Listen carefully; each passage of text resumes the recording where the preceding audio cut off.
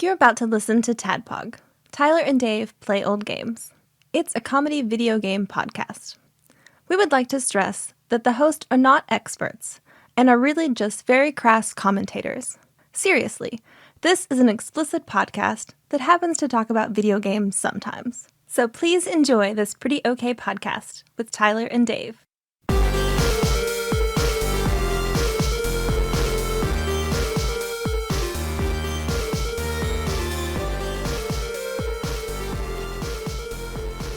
Hello, Internet. Welcome. We're glad you're here. We've been waiting a long time. So we were worried you wouldn't come back. Yeah, we were. You were like, we actually were. Man, Mean Girls, they've reached their pinnacle. That's it. They're There's done. nothing coming back from that. I got to be honest with you, Tough Enough, this episode's probably going to be a lot worse than Mean Girls, is my guess. Because I feel like Mean Girls was very different. Yeah. And because there was more to dig into. Yeah, for sure. There was more to talk about. Not as much stuff to mock, but there's more to dig into. That is true. That is true. So this is a the mocking tone. This is a mocking episode. I would say so for the most part. Yeah. Tyler and Dave and Ian mock old games. Yeah. When it's to Dave mock. when it's deserved or does it matter? It really doesn't, because we mocked a lot of the games on IGN's Top 100. It's true. That in hindsight, totally really didn't deserve any of that mocking. No. It turns out like making a good game is hard and rare. Yeah. Well, live and learn. Now that we're in our 30s and 40s as opposed to our 20s and 30s, Yeah. we've looked at the world a lot differently now. Live and learn.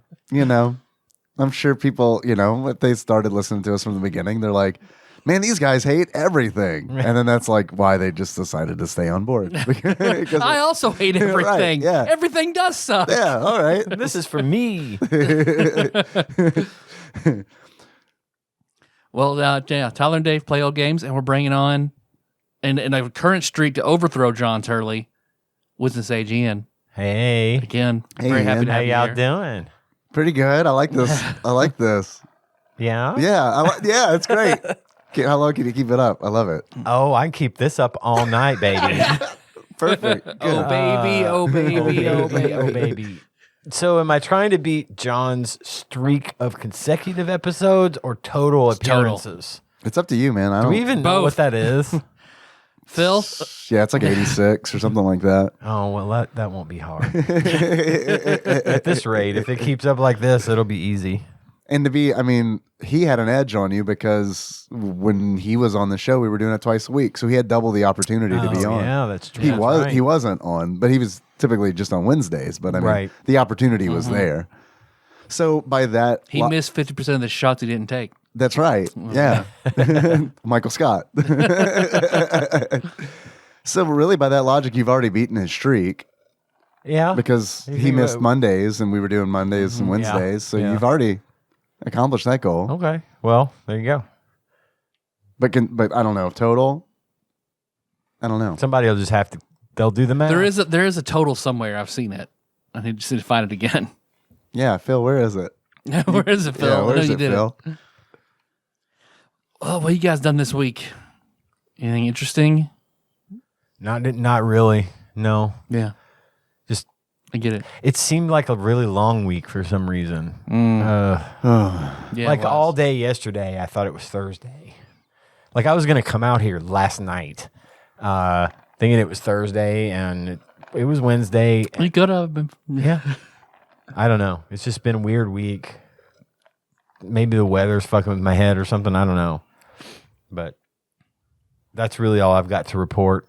Is that I'm discombobulated and I don't know what day it is. it's going by fast for me. Has it? Yeah, I've been super busy at work. That's why. So that's not great because it's like it goes by the workday goes by fast, which is nice. But then I get home and I'm tired because there's a lot of work. And then home goes by even faster. And then home goes by, even faster. Good screen, much faster than bad screen. Bad screen, so slow. Even when fast, bad screen slow. So, But I got the RGB modded NES. That's all back and working. like it's working and it's fucking really nice. He recapped the whole thing and installed the RGB mod and fixed, the issue because like when I was trying to, because it broke off, the RGB mod is like just like a chip that has pins and those pins go into a socket and that board with the pins on it came out when it was being shipped, and when I tried to put it back in, I broke a pin. And was like, so do I just throw this away now? Or he's like, no, send it back. I'll take care of it. So send it back, and he did. He took care of it, and like USPS did not destroy it this time. That was nice. That was good. Thank you, Thanks, USPS. USPS. Yeah, you did it. Only took 2 tries, but guys, just hang in there. No matter how hard Louis DeJoy, the new Postmaster General, wants to wreck everything about the post office, just, I haven't been made it following happen. that. Oh yeah, that dude's out to destroy the post office. No shit. Oh Well, yeah, I will say, he's blatant about it, and there's nothing Really? anybody can do about it. he's literally like, fuck this place. Yeah, Pretty much. Wow. yeah. Yeah, that's weird. I mean, I got to say, I was really surprised because it showed up like they delivered something. The USPS delivered something to me on Sunday that was not an Amazon purchase, and I was like, "What the fuck, man? You guys just do this now?" They do it now. I see them in my neighborhood on Sunday all the time. It's great. I love Yeah, it. I mean, Well, I think they do it because they're just handling like packages. It seems like, and I think they're just trying to that's get them all I out. want. Get them out of the way so they can get the regular mail. Yeah. They don't have to haul those packages around Sure. with them all the time. And all that regular mail I don't want. It's the packages that I want. So the regular mail is bills. yeah, regular mail sucks. There's never anything. It's not good. even bills It don't because it's even- like yeah, a lot it's- of ours is online. So it literally is just like, here's trash. just Yep. directly into the mailbox. Here's some credit card offers for you. Right. Here's a couple Trash, of coupons you're trash. not going to use. Yeah. Look, if I haven't gone to Pizza Inn in the last 2 years, I'm not going now. Right. Thank you. Yeah. But yeah, the mod is great. It looks good. I mean, like I did some video capture. I haven't streamed with it yet, but like it's wild because I did some video capture. So I'm playing games where it's like that I haven't played in a long time, like Marble Madness. Mike Tyson's Punch Out has been like the one that I've been like playing a lot of this week. Love that game. I've never beat Mike Tyson. I've never legitimately gotten to Mike Tyson. Like Is that right? As a kid, I'd always like wherever I was renting from, they had the instruction manual, and someone wrote down the codes in the instruction manual. So being like, God bless that person. yes, for sure, absolutely, doing the Lord's work. But like me as a 7-year-old, like I see the passwords, and it's like, well, I don't need to go through the game. I just need to go to Mike Tyson. So it's like that obviously doesn't work out because they didn't know how to play the game. So it's just like, man, this game is hard. Yeah. I had that game on NES, and I beat it Nice. like legitimately. I played it a lot. Yeah. I feel like you have to play it a You lot do in order to get that timing down. I'm Because he hits you once, and you're just fucking done. Well, and it's like I'm not even like I'm fighting. I'm like such a Mike Tyson's Punch Out scrub. I'm on Bald Bull's rematch. Okay. And it's like I technically can make it past Bald Bull the rematch, but like it's not consistent enough to be like, well, I can do it 100% of the time. It's like I can do it like 30% of the Right. time. See, I can't go back to that. I never played the game. I just played Super Punch Out. Sure, And yeah. I played a fuck ton. Yeah. Still love Super Punch Out. So sat down and played it and beat it all the way through. But then trying to take that skill set and play Mike Tyson's Punch Out, the two do not equate in any way. So it's just like I get so frustrated trying to play that game because I want to play it like Super Punch Out, and it's a totally different thing. Yeah. So yeah, I fucking suck at Punch Out. I prefer Punch Out, but it's because I had more. I think it's like the same reason you prefer Super Punch Out. It's just I had more time with it as a kid. I never really played Super Punch Out until like we were doing this show, and I liked it. I think it's great. And one of the reasons that I started playing Punch Out was because you mentioned Prince Narcissus on like our last episode. So it was like that was in my mind, and it was like, well, fuck, man. And plus, like Mike Tyson's Punch Out has those like big sprites, so like I wanted to see that, like, with the mod and everything. It looks good. It looks really good. Like when I was looking at the capture, I was like, except for like a few things, like it looks like it's just emulated, which just sounds like a bad thing, but I feel like how good that mod is. If it looks emulated and plays like original hardware, that's the dream. Yeah, no, I mean it's perfect. It's got like a palette switch on it with like 3 palettes on it, which is cool. And then it's got like, instead of the DIN connector out, he's put like a SNES multi out on it. So shout out to Tyler's brother Ryan for letting me borrow his SNES multi-out cable for like weeks because I was testing it and didn't want to give it back until it came, the modded system came back. He doesn't need it. So, but I mean, still, keep it. I'm telling you, you can have this. You can have this stuff. It's fine. Too late. I already gave it back. I told Nikki, I was like, when I tested the RGB mod, and it was like it worked. I was like, finally, I can return this multi-out cable and like not carry the fucking burden of having it on my fucking emotional bandwidth anymore. It's like I texted Ryan. I was like, all right, I got it. You want to bring it? Hey, I'll bring it back. Is that the what? No. I don't think Ryan and I have this. He cares about his Yeah, for sure. He's not like I am. and we have this mailbox relationship where it's like I haven't seen Ryan in years, but I leave things in his mailbox and he leaves things for me in his mailbox. So it's this real like... We do that with sleeping medication too. That makes me feel better because the other day I told Nikki, I'm going to drop this off in Ryan's mailbox. And I was like, I don't think Ryan likes me that much. He likes me enough to let me borrow the multi-out. But that's the important part. But it's like, Dave, I don't want to see you. Oh, no. You can't come in. Just step away. Look, just the mailbox. The mailbox is as far as you need to come. No, basically, I will go over to his house. Like, do you have any Ambien? I'm out of mine. Yeah, it's in the mailbox. So I need to start just swinging by his house. Just see what goodies are in the mailbox. I thought you said you were going to leave that for me in the mailbox. I did. Well, it's not there. Wait, did you see a black pickup truck go by your house? He left me a bunch of Ian's Ambien out, walking around with a bunch of cords around his neck.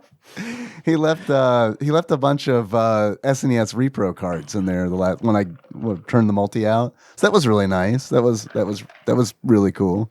So now I've got a bunch of repros from between him and the ones that Big Dick Pie Baker Chris Vaughn sent. I have way more than I ever thought that I would have. Which is cool. I played Socks the Cat for the first time not too long ago at the end of one of the streams, and we got to talk about that game sometime for sure. Oh, yeah. Yeah. Other than that, Poppets are banned at Henry's school now. Do you guys know what Poppets are? Have I talked about Poppets on the show before? No. I promise I'm not going to talk about Little Shop of Horrors this episode. But I will, though. But Poppets are like these, bubble wrap where you pop the bubble on the bubble wrap and you're like, oh man, that kind of feels good. Mm-hmm.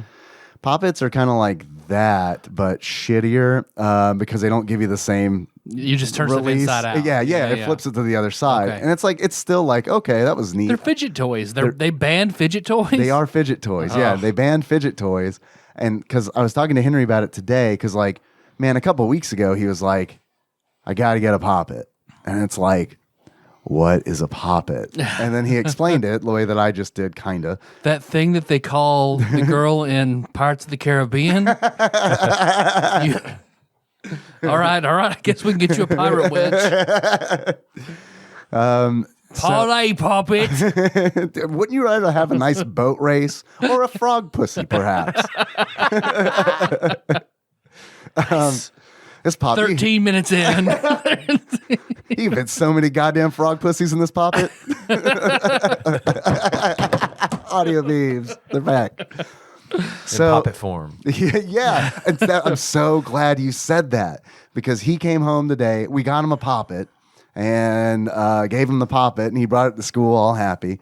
And then today, when I got home, I said, how was school today? And he said, awful. And I said, why was it awful? And he said, we can't bring Poppets to school anymore. And inside, I'm like, man, we just bought that fucking thing. And you're not going to play with it at school. We know it's a status symbol, and we know that's why they banned them. So So are they like decorated in different ways, or what is this thing? Yeah, they're like different shapes. Like he wanted a circle one. You can get them in like solid colors. His is like a rainbow colored thing. They're just I like have never heard Kenna of has these like a things. rainbow pentagon one that she plays with. Yeah. so. I mean, it's fine. You know, it's a toy. Whatever. I mean, whatever you want, right? But I'm so glad you said that they're back in Pop It form because I told him. I remember when I was in school and they banned Pogs. Yep. And he was like, "What are Pogs?" And I was like, "Well, Oh, I can't tell you about Pogs without telling you about Alf. you're right." So let's go way back. I was And wearing then an we're onion going on to my watch belt. a specific episode of The Simpsons. Right, yeah. You dial 9-1, and then when I say so, dial 1 again. So I explained Pogs to him. And he seemed into it, which kind of tells me that we should bring Pogs back in a major way. They are very expensive. We can make them, but they are like prohibitively expensive. It's like the markup on producing Pogs is like, are you shitting me? There's somebody out there controlling the means of production and keeping it from happening. Yeah, it's true. There's some proletariat scum keeping the Pog market on lockdown. We need to form a Pog union. A Pog. You could call it TADPOG. Fuck, man. It's like Kismet. It's our destiny. It's not full Pog. It's a little bit of Pog. It's just Just a tad. tad Pog. Just a little bit. Just skosh. You can have a little bit of Pog. Just It's a treat. dab. A Tad splash. Pog. A little dash. A little dash of Pog. That doesn't hurt anybody. A little dollop. Yeah, a dollop. I like that. So that's pretty much it. NES and fidget toys.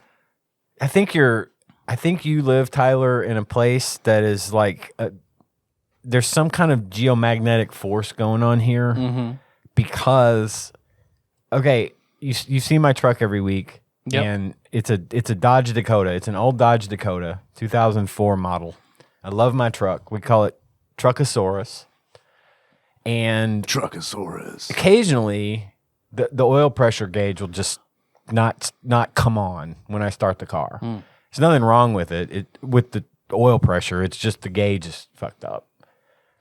But that happens very, very, very rarely. Does that happen? And every single time I come out here, every time Yeah. I turn on my truck, the oil pressure gauge doesn't come on. It's the Marshall County line. It must be. kinda- I don't know if it's because I'm just driving It's the racism. longer. It's the racism just It's fucking just with everything. keeping that oil pressure. You did say gauge your truck down. is black. You're driving a black truck in the Marshall County. Things gonna fuck up. It freaked me out though because I thought, okay, well, it's because it's at night and maybe the temperature's a little different. I don't drive a lot at night. You know, maybe there's something causing the mechanism to stick or whatever, right? No, last week when I left here at 2:30 in the afternoon, turned it on, check gauges, and the oil pressure gauge is just dead on the dash. So yeah, there's something weird going on here. I don't know if it's because this is probably the farthest I drive at once, like distance wise. So Yeah. maybe that's what it is. But I prefer to think of it as supernatural. It's a nexus. something, some sort. Maybe Yeah. someone's siphoning your oil while you're in here. Okay, well, I mean, they're not going to want that. I haven't changed that weird shit kid in a next minute. door is gone. But Clearly, they do want it because they're doing it every Because week. they're doing it every week. They're probably using it to get high. You know my how guess. kids fucking are. You gotta watch them. I threw in the towel on Hollow Knight. I went through God Home is they're the hardest thing where you do like 4 different gauntlets. I got to the last boss on the 4th gauntlet, and I found a way you can practice them. So I was just practicing him because I could get to him. I got to where I could do the rest of like the 6 bosses, no problem. I get to him and he just stomps me. But there's a hall where you can practice just that singular boss. I'd literally cranked out fight after fight after fight for hours. And like I was looking on the internet, like strategies and charm combinations, and every now like 30% of the time, like you were with Bald Bull, I could get him to like 25% health, and that's just where it stood. And then eventually I just sat back, like, man, fuck this. I love this game, but I have to be done now. Now I'm just wasting my time and destroying my mental health. So I just uninstalled it. You're only wasting your So time I'm if you're done. not enjoying it. And it sounds like you were not at that point. I mean, I really enjoyed it to that point until I got to the pure vessel, and it was just like, man, this isn't fun anymore. It's not worth This it. isn't fun, Yeah. and I have to check out. So I deleted that. I deleted my Empires and Puzzles game I've been on for years. You got rid of Empires and I got Puzzles? rid of that. Yeah, I got kicked out of my guild because Your performance was dipping. I guess I wasn't spending enough money, and I'm not going to spend any more money. Yeah. So how were you filing your TPS reports? Because that's what that guild sounded they're like like to cover me a sheet. little bit.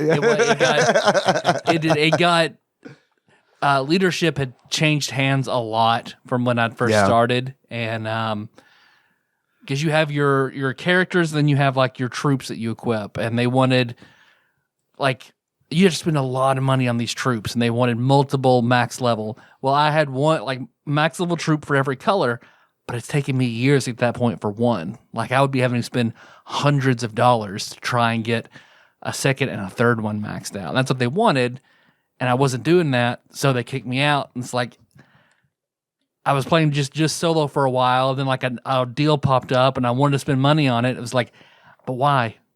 All right, I'm done. Yeah. Uninstalled it. I'm out. Good for you. Tyler, we've noticed you've been missing a lot of raids recently. I wouldn't say I've been missing it, Drektar. I've seen that shit too. Like I would get Really? these big messages like, we expect you to, you have to hit a Titan within this, hourly range. It's like you guys are in fucking Europe. I'm in the US. We're on opposite schedules. Right. Leave me the fuck alone. I woke up at 6 o'clock to so many fucking messages from them on that Line app or whatever. Like, get your Titan hits in, man. I get up at 6. I'm like, fuck. And I open up the app. There's like 14 hours left to kill and I'm going to be up in like 3, not at 6. I'm going to be up in an hour and a half. Yeah. But they have to just fucking blow me up about it. And it's just, I was getting frustrated anyway. It sounds like so it. It's And not, that's understandable. It's not terrible. Like I wasn't upset. It was like, oh, those assholes. Okay, that's all right. Yeah, we're gonna need you to come in on Sunday. Yeah. Drop $200. Sunday mornings were the goblin. worst. Sunday mornings where I would get the most messages. Yeah. Like when I could sleep in, then I'm just like, Oh man, I'd have walked on that shit a long time ago. That's and it's only semi recently that like it's gotten that bad. And so like messages on Discord as well. So I fucking dropped that Discord, like deleted those channels, deleted that app, deleted the game. But I got these Arby's dice. Yeah, man. It's got that going for me. Yeah, I think, which is nice. Yeah, that's good. Wheel of Time trailer's out. It looks pretty badass. I didn't I watch haven't watched it. the trailer yet, but I'm going to because I know you're a big fan. Oh man, it looked very, very good. Very, very good. Better than the last stab at it? Yeah. Yeah, okay. Yeah. No Billy Zane in this one, unfortunately. Damn it. Man, wouldn't it be great if they did include him in the project? God, I hope so. That would be great. I mean, that's a minor, it's whatever. Just like it's just, hey, there's Billy Zane in the background. Just let him work. Come on. Yeah, Let's throw Billy Zane a let the bone. boy work. If Brendan Fraser's back, we can do something for Billy Zane. Yeah, Come on. Billy Zane. Shang-Chi and the Legend of the Ten Rings starts tomorrow. I've been getting emails about that. Man, it's tomorrow I've been already? getting TikToks about Tomorrow that. already. Yeah. Yes. I want so bad to go see it, but They're only releasing it in theaters? it's only in theaters, and I'm just not okay with going to the theater right now. Yeah, I'm- it's rough I'm right now for not sure. comfortable with it, and Tanya wouldn't go with me even if I did. Thanks, She'd Scarlett. say, go ahead and go, but she wouldn't go with me because she doesn't like going to the theater anyway. I have a feeling it might, They might fast track it. surface. Yeah, it might be. I think it's probably easier to come by in digital form right now. Sure. Because they probably already have that ready to roll on Disney Plus or whatever. Sure. So yeah, I'm kind of hoping that occurs. Yeah. Because I really, really want to see it. I'll I've let heard you it's know really if I good. see anything about that. Yeah, me too. Yeah. But I have been getting my Marvel fix on the new series What If, which is really cool. I've heard people really enjoy that. Yeah. It's out there. It's really different. Obviously, it's literally different. Sure. That's the point. Yeah. The first episode was Captain America. If Peggy. The whole thing, every episode It's like hinges Captain around. Carter, right? Yeah, it hinges around one choice that's made differently. Yeah. So in this case, when they're about to inject Steve Rogers with all the stuff, in the movie they ask her, "Wouldn't you be more comfortable up in the viewing booth?" And she says yes, and she goes up to the viewing booth, Right, where the guy is, and he's got his lighter and the bomb and all that mess, right? sure. In this, she says, "No, I'm staying down here." Well, then that means the guy gets the bomb off, and a bunch of people die. Steve Rogers doesn't get in the chamber, and she gets in it and becomes And gets thick. Captain Carter. Okay. And then everything's different at that point. They get the Tesseract almost immediately. And then Howard Stark builds this giant iron suit that's powered by the Tesseract that Steve Rogers pilots. And he and Captain Carter do their thing and fight crime and all this. But at the end of it, she's fighting this giant monster that the Red Skull brought in from another dimension. And she falls into the other dimension. And Is Red Skull in it? yes. Is it Yes. Hugo? It's voiced by everybody's voiced by everybody. Man, that's great. Yeah, they use 'cause, like, Chris Evans and they use They wasted Red Skull. I mean, like that's always like my biggest complaint about the Marvel movies is that like some heavy they hitters just aren't roll through in it villains, enough. man, Yeah. and it's like But now he's a ghost on another planet forever. right, yeah, They can reuse him as a ghost on another planet forever. yeah, that is true. Yeah. That is a good point. I forget about that. He does have a pretty important role later. I mean, he doesn't say or do much, but Yeah. his job is pretty important, I guess. I guess, yeah. But anyway, she goes through, and then she later pops out of the other dimension, and Nick Fury's standing there and tells her it's been 70 years. And Oh, okay. so that's where it kind of stops. It doesn't go obviously into the whole thing. In the next episode, I'm not going to recap every episode. Go ahead. That's fine. No, please. The next episode was, what if T'Challa was Star-Lord? Okay. So they But like go to get Peter Quill. He gets picked up instead of what's his name? The blue guy. Zendu, right? Xandu. Yondu. Yondu. Goes Close. He sends. That's his what if version. Yeah, right. Xandu. Yeah. That's You're the thinking ticket. of Xandar, which is the planet that they were on. Anyway, they go to. Yeah, that's probably it. Yeah, I'm trying to. Thanks, Ian. trying Yeah, to but help I you was here. still right. No, I know. No, I'm actually very glad you corrected me so that nobody else will. Right there you go. Yeah, it's perfect. Instead of Yondu going himself to pick him up, he sends his buddies, his brother and Taserface, after them, and they pick up this gigantic energy signature and pick up a kid. Well, it turns out the signature they were picking up was all the vibranium in Wakanda, and they picked up T'Challa. Yondu never told T'Challa.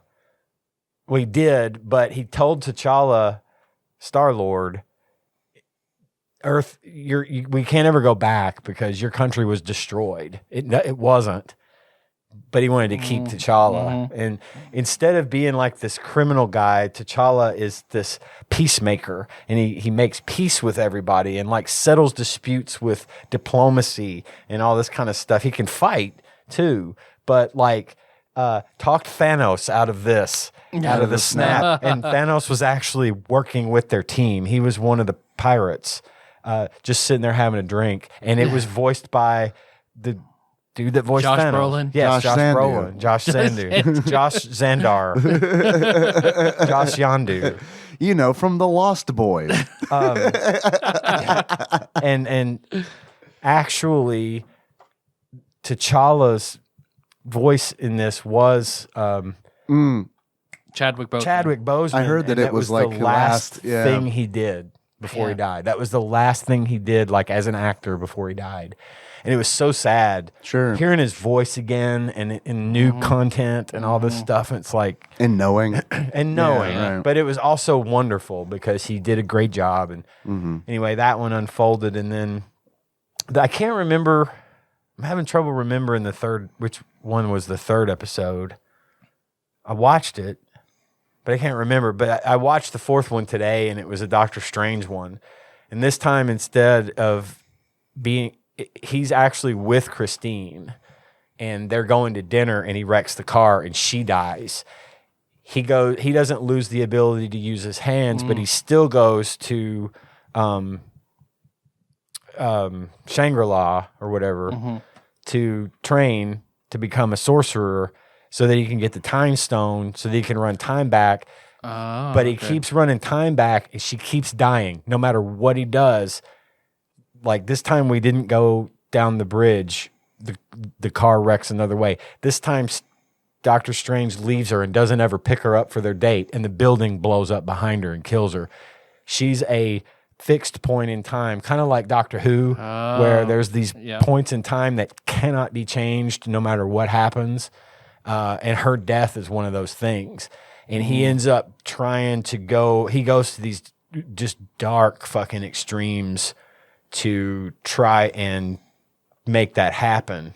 And it ends differently than you might expect. So anyway, they're 30-minute shows. Highly recommend them. Looks like the third one is if the Avengers didn't exist. Like that's right. Someone was assassinating the Avengers. Like they even killed the Hulk. And I'm not going to say who it was because Superman. It was Superman. You got it. Good. It was Muhammad Ali. I'd watch the shit out of that, and I'm not even. But it's What If he's Cassius Clay still. Oh, still. Yeah. But like at the very beginning, they show this Black Widow and Nick Fury. Now she did not voice her character She did not voice Black Widow. ScarJo did not. No. I don't think that was way before all this started with her and Disney, but I don't think she voiced it. It was someone that sounded a lot like her, but I don't think it was her. Anyway, they roll up on Tony Stark from Iron Man 3, I believe, where he's sitting in the big giant Randy's donut. That's all. I haven't seen that one. All right, well, I've seen it, but I don't remember. He's sitting in the donut eating donuts, and he's got the Iron Man costume on, but no helmet. And they approach him about, you're out of control. We need you to get your shit together because of the Avengers. And sure. They're about to drug him, right? They're going to drug him. They're going to stick a needle in his neck and drug him Dexter style to get him under control. And she sticks the needle in his neck and gives him the medicine, and he dies. And someone had rigged the needle, the medicine. And so Tony Stark dies, and then fucking Hawkeye dies, and then the Hulk dies. That's cool. I like this. There's this one guy, one person assassinating the Avengers. It's the Red Skull. And then then Thor dies. And Loki comes a-calling with the entire army of Asgard behind him, like, y'all are fucking dead. You just killed my brother. You're fucking dead. That's all I'm going to say about it. That sounds like a good episode. It's a good episode. I can't believe I didn't remember it, but you should watch. If you don't watch any of them, I'm probably going to watch that one. Watch that one because good. the I want to know who did it. Yes, you do. I want to know who did it. Neat. It's a really neat thing. I want to watch it. Yeah. Give it man. Give it a shot. Going up asses and expanding. Give it a shot. All right. They're all good. I recommend it. It's a good, easy little watch. They don't tie together. They're all just one-off That's cool. episodes. I like that. I used to love the What If comics. I did too. Yeah. So much. But yeah, really fun Marvel stuff going on right now. Cool. I saw a TikTok about a kid that Thanos decided to pick on every year on his birthday.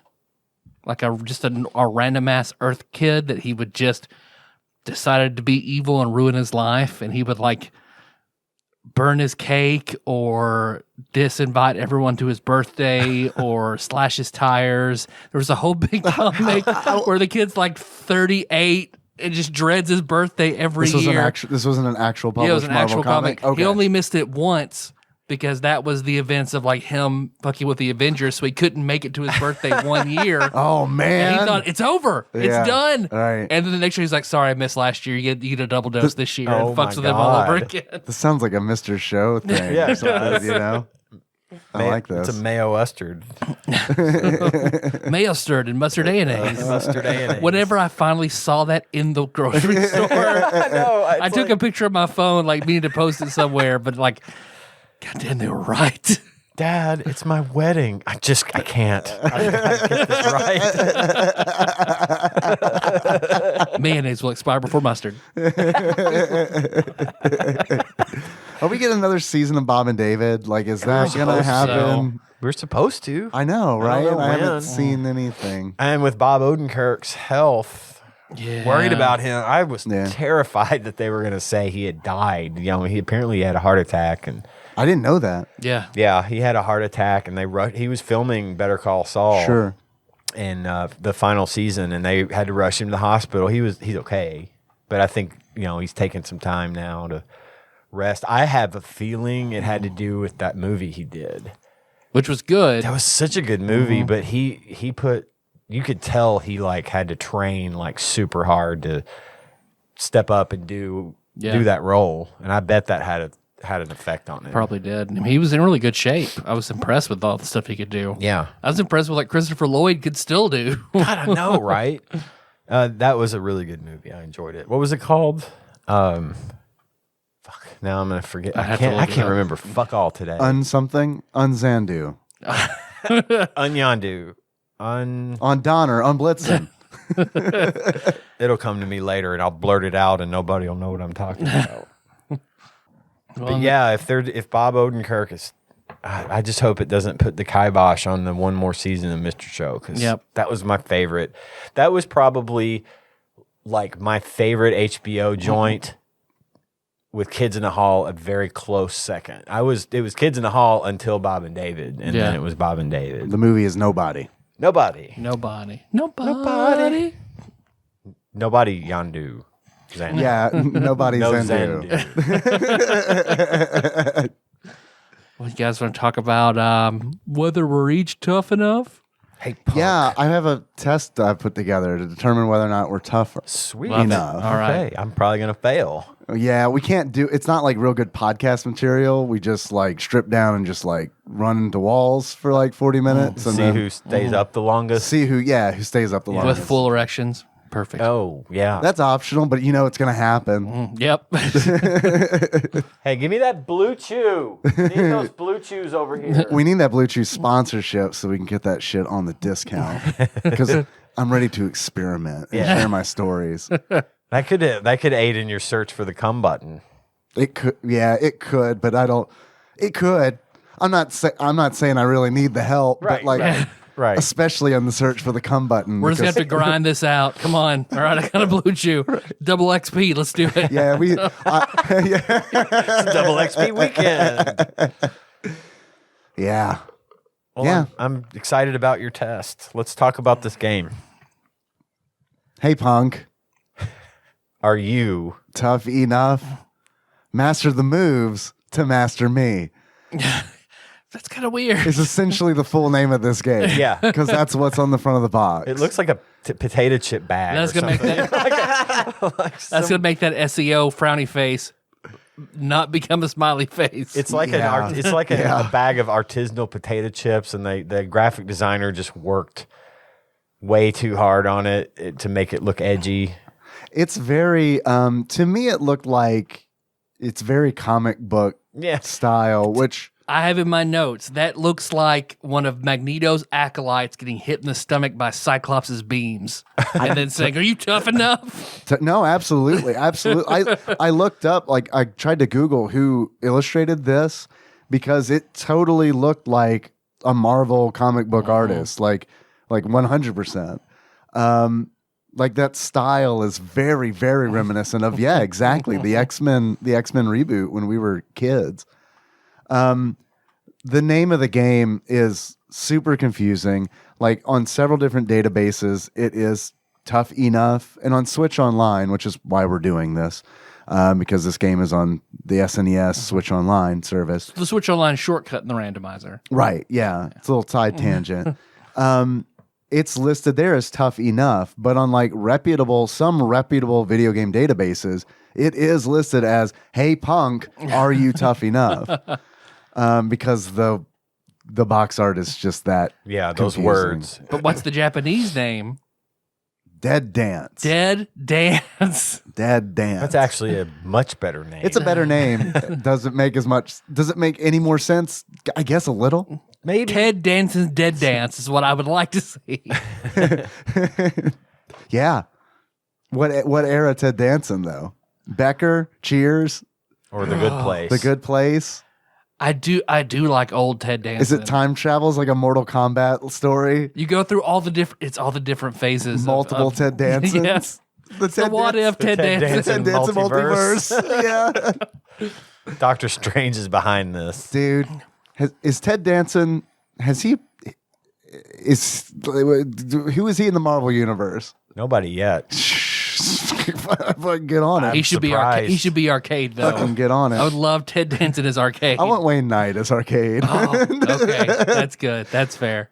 But Ted Danson, he would also make a good Arcade. Ted Danson would make a Moon Knight. fucking Moon Knight. They'll probably make him like a senator or something if they ever bring him don't in. do They're that. not gonna make him like an actual. Make him a Molecule Man. Make him a That's what star. they did with Gary Shandling. Yeah, right. Or he would be a better, more accurate Hydra. Reed Richards at this point. Ooh. Yeah. Here's what I want in a Fantastic Four movie, and I may have said this on the show before. I don't know. Do a Fantastic Four movie and set it in the '60s, and like just make it a fucking period piece because then you can do whatever you want with Instead it. of trying to do all these weird modern reboots. Yeah, because I mean, the thing that was great about the Fantastic Four was how fucking like retro futuristic that shit was. The Jetsons right? of the Marvel it universe. was. Yeah. And it's like because I read a little bit of it in like the early 2000s, and it was like they were still trying to keep that shtick going, and it was like I don't know, man. It just doesn't. Well, they've it's not said doing it's it. coming. Yeah, that's what I hear. They've made a thing about it now that it's a thing. It's since they bought Fox, they've got the Fantastic Four. To me, is where their acquisition of Fox needs to fucking pay off. I mean, there's so much that can be done with X-Men. Mm-hmm. That's a whole thing that could. The X-Men spanned how many fucking movies already? It's true. Spawned. I said spanned. Spawn, another one we want to see Marvel buy. Spawn. But now with the multiverse and stuff, I think they're gonna pepper the X-Men in and out here. I don't think they're gonna like jump into the concept of As they should. Professor it's a pretty X and smart all way to that do the it. fucking same shit we've already seen. Well, Ted Danson is Magneto. There you go. I'm down with that. Yeah, but Let's get the whole cast of Cheers to come in and play X-Men. all right. So we already, Frasier's already Beast. Right, we got Raiders is that. already Beast. Who's Rhea Perlman?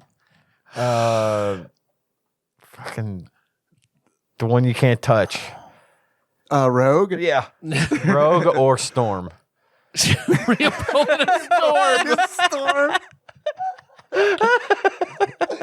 I was thinking of her as like Marrow with fucking bones sticking all over her body. Yeah. I don't know a whole lot about the or X-Men Wildcat, outside of was the movies and stuff, so I only got like a handful to pick from. Who's Norm? The Blob. Yeah. That works. Okay. What about Cliff? Cliff. Professor X is just immediately like with a mustache. Who has a good mustache? Forge. Did Forge have a mustache? I can't I recall. feel like he did. He can build one. Could Cyclops grow a mustache? I'd hope so. So maybe him. Okay, so looking back on the I X-Men. mean, he voiced that fucking potato, didn't he? No, No, it he was the dinosaur. He was the pig, the bank. Oh, the bank. Yeah, in Toy Story. Who was Slinky Dog? Maybe that was him. Because he had the country accent. Oh, it was Jim Varney. Oh, that was Jim Varney. Yeah. That's right, Jim Varney. Okay. Didn't Rickles? Didn't he? Rickles did the potato. He was Yep. Potato He was Head. Mr. Okay, Potato okay, Head. Okay. It's been a minute. And I since want to I've seen a say Toy Ben Story. Stiller's mom was Mrs. Potato Head. Really? I think. no, I could be wrong. I think you're about right. that. I think you're right. I gotta look now. Have you seen that episode of What If? Only it's what if Marvel sold Blade instead of making it, and then the episode just ends. The Marvel universe never gets started. Yeah. Well, I've touched on that. So, I still haven't seen Blade. Maybe after we do Joe Dirt. oh, Rex was the guy from The Princess Bride. Oh, The, yeah. the one that The Sicilian, only slightly. Yeah. the teacher from Clueless. Yes. Wait, what was I looking for? Zandu. Yondu. William Sean Wallace. Sean That's his- Wallace. yeah. Yeah. Sean Zandu Wallace.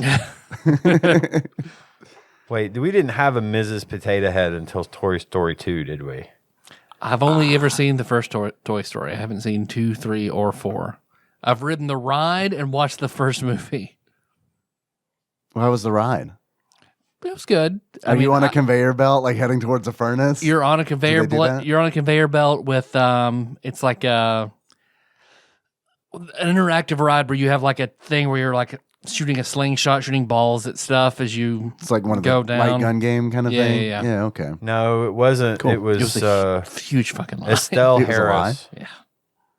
Estelle Harris. She played, I think she played George Costanza's mother on Seinfeld. Okay. Anyway. So kind of Ben Stiller's mom, because Ben Stiller's dad. That's why I said, yeah, no, maybe exactly. Played, It's a 7 degrees of separation thing. All right. So name an X-Man with a mustache. I don't know that there is one. Beast.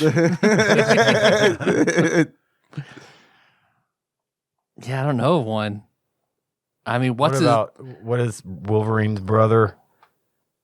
Yondu? No. Sandu. Sabretooth. He doesn't have a mustache, does he? No, he's got like a lot of stubble, right? There's that Was there- one. Got mutton chops. Big old mutton chops. Yeah. Is there a cowboy X-Man? like Cannonball? Or is he just country? Yeah, Cannonball is just country. Okay. You said, is there a cowboy one? And I'm just thinking the cowboy character from the Mighty Ducks 2. Count it. Count it. Disney owns that. So you're an X-Man now. Rhea Perlman? Rhea Perlman. So Tough Enough. The box art. Also on the box art. You know, there's that like little box of text on every Super Nintendo box. We talked about it, I think, on a different episode recently, where it has like little facts and information, marketing bits about the game. This one has a lot to it. It's like jam-packed. Oh, yeah. It says 4 colorful main characters to fight as. Sayo, Zazie, Kotono, and Vorts. Vorts. So it's like, all right, so far, 4 characters. That doesn't seem like a lot, but okay. Ryu, Ken, Chun-Li, and Zangief. That's all you need, really. And then it says, and this is honestly like the worst thing about the marketing. This is the worst thing about the box art. It says each character has at least 20 different moves, including exotic technique moves, which are upgradable to 4 different levels. So 20 different moves. What that means is forward, back, up. They're counting the kicks. Light kick, heavy kick. They're counting the punches, light punch, Block. medium punch. They're counting all of that shit because mainly the characters have 2 what we would consider special moves. Yeah. I beat this game using exclusively heavy kick. Nice, good for you. I didn't beat it. I got to Jado and like, nope, couldn't get past. Is that him. the one with the things on his hands? No, That's K's. yeah. K apostrophe. Oh, yeah. Whose hands are these? K's. I couldn't beat him. I only played with her, with the female, and I could not get any of the special moves to go off with any sort of regularity. When it did, it was accidental, and it always got me hit because I didn't mean to do it, so they took advantage of that and attacked me. I couldn't get throws to get off that well. I don't think I did a single throw. I did one throw once. I would do them by accident. I still don't know how I did it. For me, I would spam. I would get them in the corner and spam light punch, and that almost right to the belly, and that almost always got them. I would crouch in the middle of the arena, and they would jump on either side of me, and I would just heavy kick to the side that they were landing on, and that would typically I would win. Yeah, I did the trick. Yep. It was published by Jalico in 1993 in Japan, North America, and in Jellico Europe. Cats. Yeah. It is a fighting game. It's a 1 versus 1 fighting game. I thought this was a brawler, so I was surprised. We all did. I did too. Because it's done by Jalico, who did the Rushing Beat saga, and we all thought that was one of the games in that saga, and it's not. It came out right before the Peacekeepers, or actually it came out in the same year as the Peacekeepers. Yeah, when it came up and it was a fighter, I was like, oh. I was also disappointed. Yeah, I didn't want to play a fighter. I didn't either. And I was feeling like I want to play a poor imitation of Street Fighter very right now. rip-off, lightweight version of Street Fighter. Yeah, it was not very entertaining. Do you feel like if the roster had been bigger that would have helped? Or, I mean, like, I guess my question is, what about this game made it feel like a Kmart Street Fighter 2? I just felt like the controls were a little bit hard. And maybe it's because I was playing on a Switch. I thought the controls were clunky and slow. They were, and I just couldn't get the special moves to go off. And half the time I would miss my punch or I would miss a kick that I should have probably landed. I thought the AI was fine. I think the AI was pretty nuts, honestly. I stopped trying to do a jump attack. I could not land a fucking jump attack. And they would do a special move every time I would try to get them from the air. So it's just like, all right, I'm going to stay on the ground and just crouch. Yeah. And if you stand at like fatality range, from like mid-range fatality range, like Mortal Kombat style, and do a high kick, they always jump away. They'd always jump away all the way to the... That's how I would drive them into the corner so I could spam and They're scared of it. They're very scared of it because it's very powerful. But it's hard to hit them. I just thought that as fighting games go, I've said I don't think Street Fighter is my favorite. Sure, I remember you saying that. But I could play Street Fighter. Yeah. You know, I could do special moves and I could enjoy that game. But this one I just felt like I was fighting the controls more than I was fighting my opponent, and I didn't care for it. I was okay with the controls. My big issue with it was I don't know why they decided to do this, but every time you would either hit an opponent or be hit by an opponent or block, if anyone blocks, the game freezes for like half a second. And that is like not fun. Like, it was jarring. It didn't seem to bother really anybody else. And I've like read reviews and I've watched some YouTube videos. No one else mentions this. So this might very much be this feels like Street Fighter to me, and Street Fighter doesn't do this. So it's really bothering me. It makes the game feel choppy because it's not fluid. It's like that's probably what I'm talking about. Yeah, it's anytime something happens, it's just like the game just takes a break. And is that a on purpose, or is that a hardware thing? I think it's a design decision. I don't know, but I was having the same question. But it's like, why would it be, as lightweight as this game feels, 4 playable characters, you've got 2 characters fighting on the screen at one time. The backgrounds, I think, are very nice. They were okay. But I don't think they're like, taxing.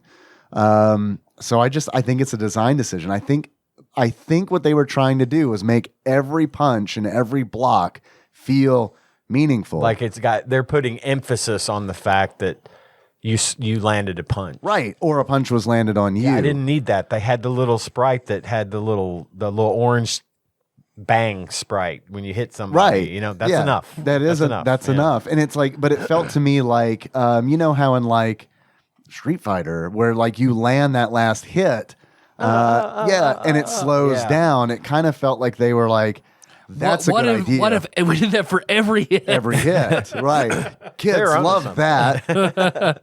It's in the game. I thought the replay thing at the end of each battle was weird. I think it's a cool thing. It is weird. I mean, none of my battles were exciting enough to replay. No, me neither. It's a neat feature, yes. But I could see, like, if you're playing with somebody on, like... And you want to, like, fucking... A competitive level. Teabagging. Right. Yeah. No. We're watching this in slow motion, motherfucker. Ooh, watch. You can... Right in the face. Right in the boat race. You can pinpoint the moment where Shio's heart breaks. They're just...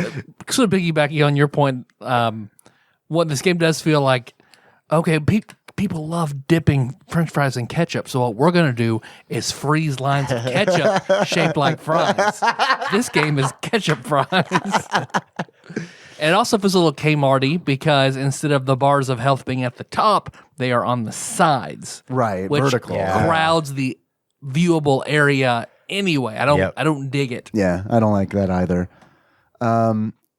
In the Japanese version, their faces would get bloodied as the battle would go, as like some kind of like visual indicator of how their health is looking. Which As I they think proceed with the dead dance. exactly right. The closer you are to dead, the better you dance. I think that's really cool, but we didn't get that in North America of course because we're baby children over here. So Cuz Tipper Gore. yeah. So wait, okay. Are we all fry dippers here, or do any of us here put the ketchup on top of the fries? There's only one time when I will do that. Shoestring. Well, no. Well, I don't eat that shit anyway. Shoestring's pretty bad. I don't eat that shit anyway. I want the opposite. But like if I'm at String shoe. if I go like to the zoo or something and I get a thing of fries and I don't have anything to put ketchup in, I'll do it then because I'm on the go. Yeah. Right. And I don't want to have a big blob of ketchup. It's a necessity, not this not a third of my desire. fries. But so I'll do preference. it that way. But preference is dipping. And we keep ramekins at the house. We do too. Oh yeah. For dipping purposes. Yeah. I bonded with Henry over because he asked, he's like, "Do you ever put ketchup on top of the fries?" And I was like, God, no. He's like, me neither. I was like, all right, good. Because, I mean, if you don't get to this one, it gets soggy because the ketchup's been soaking into it. Sure. Plus, you can't control the amount of, it's like. Yeah, you don't have any on the bottom. The shit on the bottom, yeah. It's like the nacho conundrum. Where it's like all the good shit's on the top. And then it's not like you can stir them up with your hand. Right. Now the ketchup's on your fucking hand. Yeah. You got to. That's not good. Now what are you going to do? Make the ketchup into the fries. Thanks, Jellicoe. You did it. You done solved the puzzle. Because Melissa and I were laying in bed talking last night, and I was like, so after I die, you're just going to like, to remember me, just surround You're going to start putting your ketchup on top of the fries? You just surround the house with like jugs of urine and sauce dipping cups. Because I keep ramekins as well, mostly for marinara, because I always dip pizza in marinara or breadsticks or whatever. So I have little glass ramekins for everything. And of course, because the bathroom's on the other side of the house and I sleep naked, I do have You need a robe. Oh, I have a robe, but it's still I have to get up. I wake up. If I have to go, put my robe, walk to the bathroom, pee, which I do 10 times a night. Good I'm just Lord, not going to man. sleep. You got to get that. You got to get that cybernetic implant going. That's rough, dude. How do you like? It's better than it was, but it's still like I wake up. I mean, I bet every hour and a half, and I will pee. Good Lord. If anything wakes me up, I have to pee. How are you like? I'm actually like that too. If I don't like have enough bourbon before bed, I will wake up frequently throughout the night to go to the bathroom. Yeah. I mean, it's just one of those things. And it's more for me, it's not like a physical problem. It's I may as well go pee.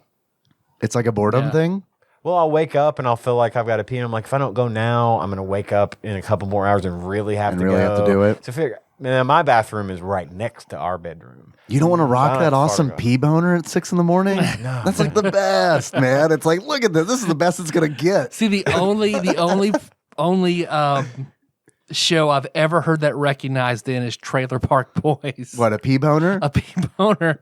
That's a travesty because it's like that's a fucking real thing. lady walking around with a piss boner all over the park.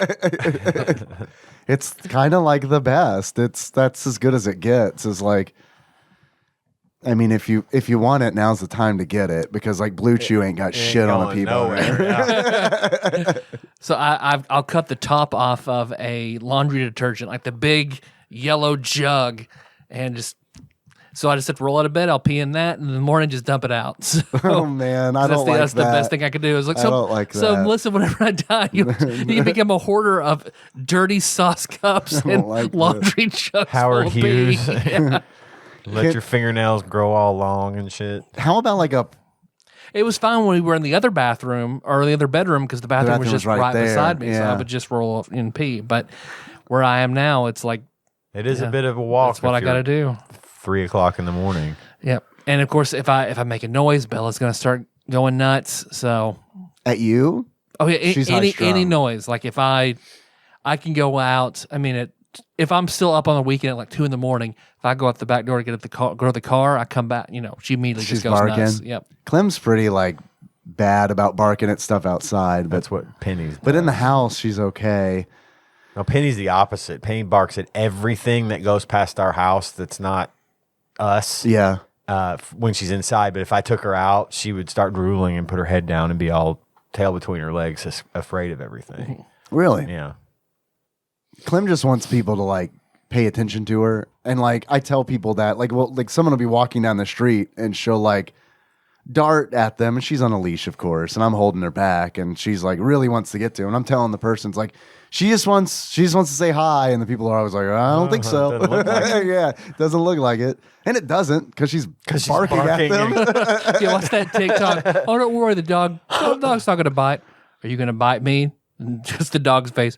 Oh, yeah, I'm going to bite you. I am. Get closer. I am going to bite you. I'm always nervous when we go to the park, and like a kid will come up and be like, can I pet your dog? She doesn't bite, but I mean, it's like, what if she just decided Today's the day, right? Yep. I've been What is that holding in? off. Is that in the Green Mile where the family dog was super sweet, but one day it just bit the kid in the face? Oh God, for no reason. I don't remember that. I don't it's been think a that long was like time. the Green little Mile. like the littlest girl. There's some movie like that where little girl has like a scars on her face, and she wears her hair over it, and that's what happened. Like they compared to John. Yeah, it is the Catalog Green Mile because Shoujo? they compare the dog to John Coffey. Like it may seem sweet all the time, but you never know when it's going to turn. You're right. You're right. And then the dog tried to take it away and couldn't. Tried to take it back. God, it's been so long. And then bees flew out of its mouth. It's like the fourth Simpsons reference. Today. I can't help it. I can't help it. I like The Simpsons, and you're here. Yeah, I can't help it either. It is a syndrome. You know that, right? Tell me more. I'd like to know more about this. We were watching a show about the 80s the other day, and they were talking about how Matt Groening was trying not to give up Life in Hell, his comedy strip. He didn't want Fox to have that because that was his fucking baby. He's like, I'll just make up this fucking disposable thing. They'll fucking ruin it, and you know, whatever. And it's Boy, was he right. I didn't realize that, like all the people in the Simpson family are named after his family. Like his dad's name is Homer, his mother's name is Marge, his sister's name is Lisa. He lived on Lovejoy Street too, Something and like a bunch that, of shit like that. Yeah. But anyway, he was talking about how I just gave this thing to them to get them to shut the fuck up and leave me alone and not take Life in Hell. And turns out, you know, here we are 35 years later or whatever. It's still going strong. Have you ever read any Life in Hell? Some of them, not I've a lot. wanted to for a long time, but I never really have. It's been like a couple here and there, you know. Like if I'd go to my grandma's house and she takes the paper, so I would look at the comics and it was in there. That dude, I've never seen it in the papers. wild. That's awesome. Yeah, but like I think it's in Henderson. That was always fun to like Or be an in another Evansville city See and what- on a See what Sunday and comics pick they up their have? comics. Yes. Yeah, Oh, I it's love like, doing that what is shit. this? Fucking, I'd go visit my Where's grandpa- Curtis? My Dagwood.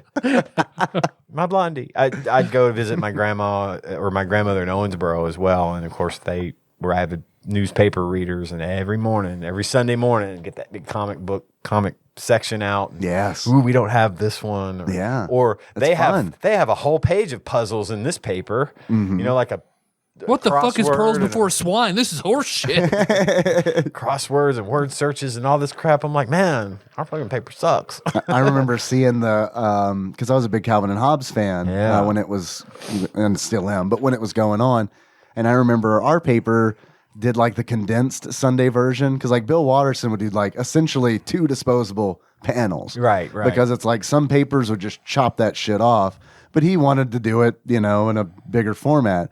And I remember seeing it for the first time in like a different city's paper where it was like the full thing. Yeah. And it was like, oh my God, I knew it existed, but I've never fucking seen it Nice. in the wild. My grandfather, my mom's dad, he was the one that lived in Owensboro. He and my mom's mom, and he would always read the comics first. And God, he thought Family Circus was the funniest fucking comic ever. I mean, that dude. because it is. He's That like in BC.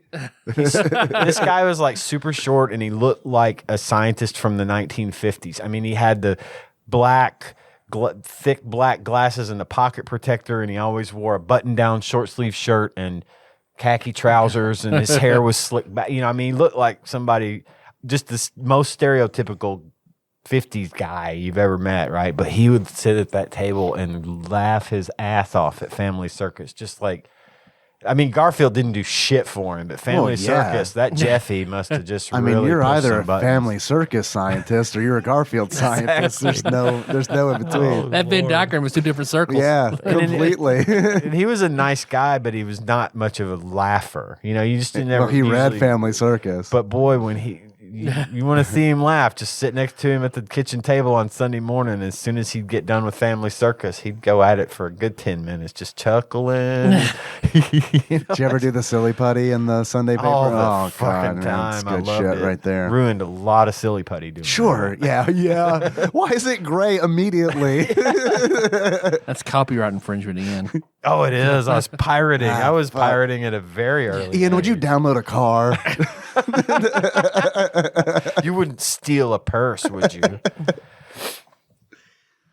What's the speaking of stories? We weren't, but what's the story of Tough Enough? Oh yeah, yeah. yeah. All right, what should I read first? The game intro or the? Dealer's choice. All right, let's look at the instruction booklet first. Introduction. Come on in and hurry. You're just in time to see the biggest event of the 22nd century. In case you're wondering, this is the Colosseum, or what's left of it.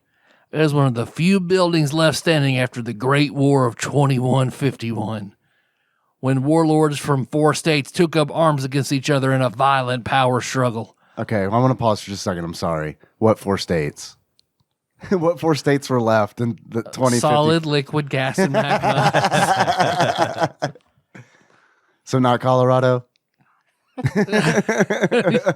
Right, you're right. It doesn't say anything like. I mean, the fighters are all from like Japan, the U.S., Germany.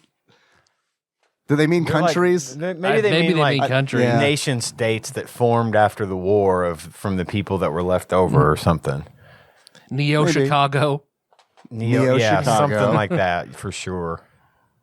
Yando, Japan. Whole cities were reduced to rubble. After the dust settled, one warlord rose up to control the people with his evil powers. He was called Jade, the Fighting King. All right, wait. I got to pause here. Are the powers evil, or is it just powers being used for evil? I don't- He says evil powers. With great power comes at least Colorado and 3 other states. Everything about the Fighting King is shrouded in mystery. No one knows who he is or where he came from, only that he rules that land with an iron fist. His headquarters are in a secret room at the top. That sounds like it's not such a secret place if you know where it's located. Also, it's a room. You know what I mean? It's like a room.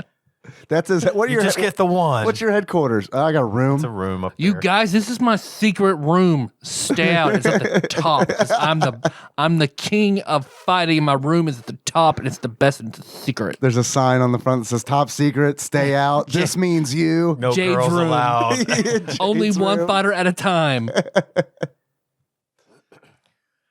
Which is guarded by 6 more enemies with incredible fighting skills. The people live in fear and desperation, unable to defend themselves. No one, it seems, is strong enough to defeat the Fighting King and his enemies. Or allies, rather. I misspoke. Well, does he really have? They're all enemies, right? Even his allies. Everyone's Yeah. a 'Cause fucking he's enemy. evil. You're Yeah. the fucking king. Everybody's against you. Yeah. And you're evil, yeah. Many have entered the tower, but none have returned to tell about it. Like, Finally, help is on the way.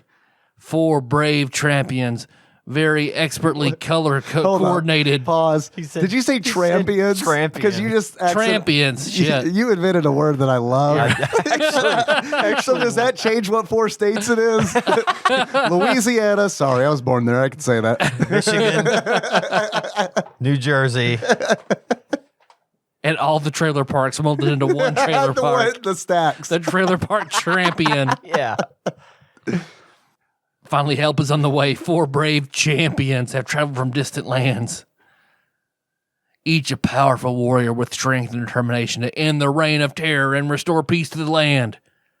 There's just one tiny problem. Only one warrior can enter the tower at a time. Roger Rabbit. Our champions have decided to hold a series of matches among themselves to see who is the strongest. The winner will have the honor, if you can call it that, of challenging the Fighting King. So take a seat. The 4 champions are entering the arena, and the first match is about to start. Of course, you're welcome to enter the contest yourself. If you think you can beat the competition, then destroy the Fighting King and his merciless guards. How about it? Are you tough enough? Spelled correctly. Oh yeah, we failed to mention this game is spelled TUFF space E space NUFF. It's spelled 90s. Yeah. It's spelled like a tobacco product, like some kind of chaw. Every time I hear chaw, I think of Doc Hollywood, the kid who can't go to the bathroom. What's wrong? You been your daddy's chaw again? Give him some Sprite. And don't wake me up, Michael J. Fox. My parents loved Doc Hollywood. I remember seeing it a bunch of times as a kid. Don't remember anything about it now. I don't either, actually. I've seen it a long time ago, but they liked it. I remember them liking it. Yeah. So it's hard not to like a Michael J. Fox movie. Yeah. But in the beginning of the game, the story you get with pictures. Oh, yeah. Well, I want to ask you this question before we get to the in-game story. So the 4 warriors of light, presumably, one's of evil. So they decide we're going to have a tournament, and then whoever wins gets to fight up the tower. Did Jade agree to this, or did they organize this independently? And they're like, can only one go in at a time? Why don't all 4 of them go in? Why don't we all rush him? Go up there and kill him. Wait a minute. That's his rule. We don't have to fucking listen to that shit. Let's just go get this motherfucker. Aren't we? Maybe we deserve to be enslaved Right. because we're killing each other to follow his rules to go up there. That's exactly what he wants. No, you guys, you stay down there only one at a time. Why don't you fight each other to see who's the best? That one looks like a pussy. I'm not saying which one, but I'm just saying one of you really does. So you should go ahead and fight down there. So what's the end game? What's the end game story? Are we looking for continuity screw ups? Are we looking for plot holes between the two? Well, I know at the very end of Zazi's ending. Man, you saw endings. Good Lord. I looked up all four. You don't get. I beat it on easy difficulty. You don't get an ending for that. This is the ending that I saw. Mm-hmm. Would you like to hear it? Yeah. This is just I looked it up on YouTube. You're really gonna love it. All right, here we go. Eventually, it is normal level. Final stage clear. Congratulations. You've beaten the meanest, toughest guys around. You're more than tough enough. Yep. Is that what you saw as well? Or is it an actual story? They're actual endings. Oh my God. I don't know what difficulty Must have been on you get hard or something. Because Yeah. I looked them up on YouTube too, the 4 endings. I think is there a chance it was Dead Dance? Because It could have been. I think they removed the endings from the North American release. At least that's what I was reading. I didn't watch enough of the Dead Dance videos to confirm that. Didn't watch enough. Yeah, you're right. Thank you. Good Lord. I can't believe I misspoke like that. Missed it. That much. Because I know I watched because Zazi's ending in Dead Dance, he's evil and apparently rules a roaming band of barbarians. So he takes the power, does pretty much the same thing that the Fighting King does and enslaves the world. So Zazie is the evil one? Zazi's evil. Because yes. I would have assumed that it was Vorts. Vorts is the wrestler who looks like a shaved Zangief. Yep. And the reason that I thought it was Vorts is because you fight one of Jade's guardians named Gadget, who looks an awful lot like Vorts, but with a luchador mask on. So it's like, what's going on there? And his ending in Dead Dance, they team up and teach all the world's children how to wrestle. That's wholesome. I like that. Yep. How does he turn Vorts to the light side? I don't know, because he just like, the ending is them standing like side by side. And it's like, we have done good here. We must teach all the world's children how to do this. And then they taught all the world children how to wrestle. That's a very Zangief ending too. Like there is a Zangief ending. I can't remember what Street Fighter, but it's essentially Zangief hanging out with kids and obviously Gorbachev. But like, Yeah. And then what? CEO, which I look at that word and I read it like Uncle Roger whenever he reads, what does somebody make good egg fried rice? He goes, Fuyo! So I just see Suyo, which is Ryu. He's basically Ryu. He's Ryu, yeah. He and Zazie have they're the Ryu and Ken. Yep. Yeah. So out of the 4 characters, 2 are the same. But like they both have Hadokens and they both have dragon punches. Yep. But it's like the dragon punch like has like a charge to it. So it's not like you do the dragon punch and you go straight up. It's like you move forward like 2 body lengths and then you go up, which is like kind of neat, but also super not what I'm used to and not what I want to do a lot of the time. Right. But then you don't have like hurricane kicks or anything like that. It's like that's what you got. You got these 2 things. Do your These best. kids are spoiled nowadays with these hurricane kicks. I mean, it is true, I guess. And then Katono is basically a little faster, I guess, and she has more reach. Suyo is clad in red, Zazie's clad in blue, Katono is clad in green. Yeah, she's the Green and Ranger. Boltz is in yellow. They're very color coordinated for their 4 states. And Gadget is in black. He's the Black Ranger. Yep. That's why they team up at the end, I guess. And then my favorite character, Beans, the American, who's basically E Honda. He has E Honda's 100-hand slap. He's E Honda if Ruby Rod from Fifth Element was whitewashed. Because that's what he looked like to me. Also, when you're fighting all these enemies, they list where they're from, their age, and their weapon. Do you recall what the weapon was for Beans? I don't. American sack. Yes, American sacks. American sack. Okay.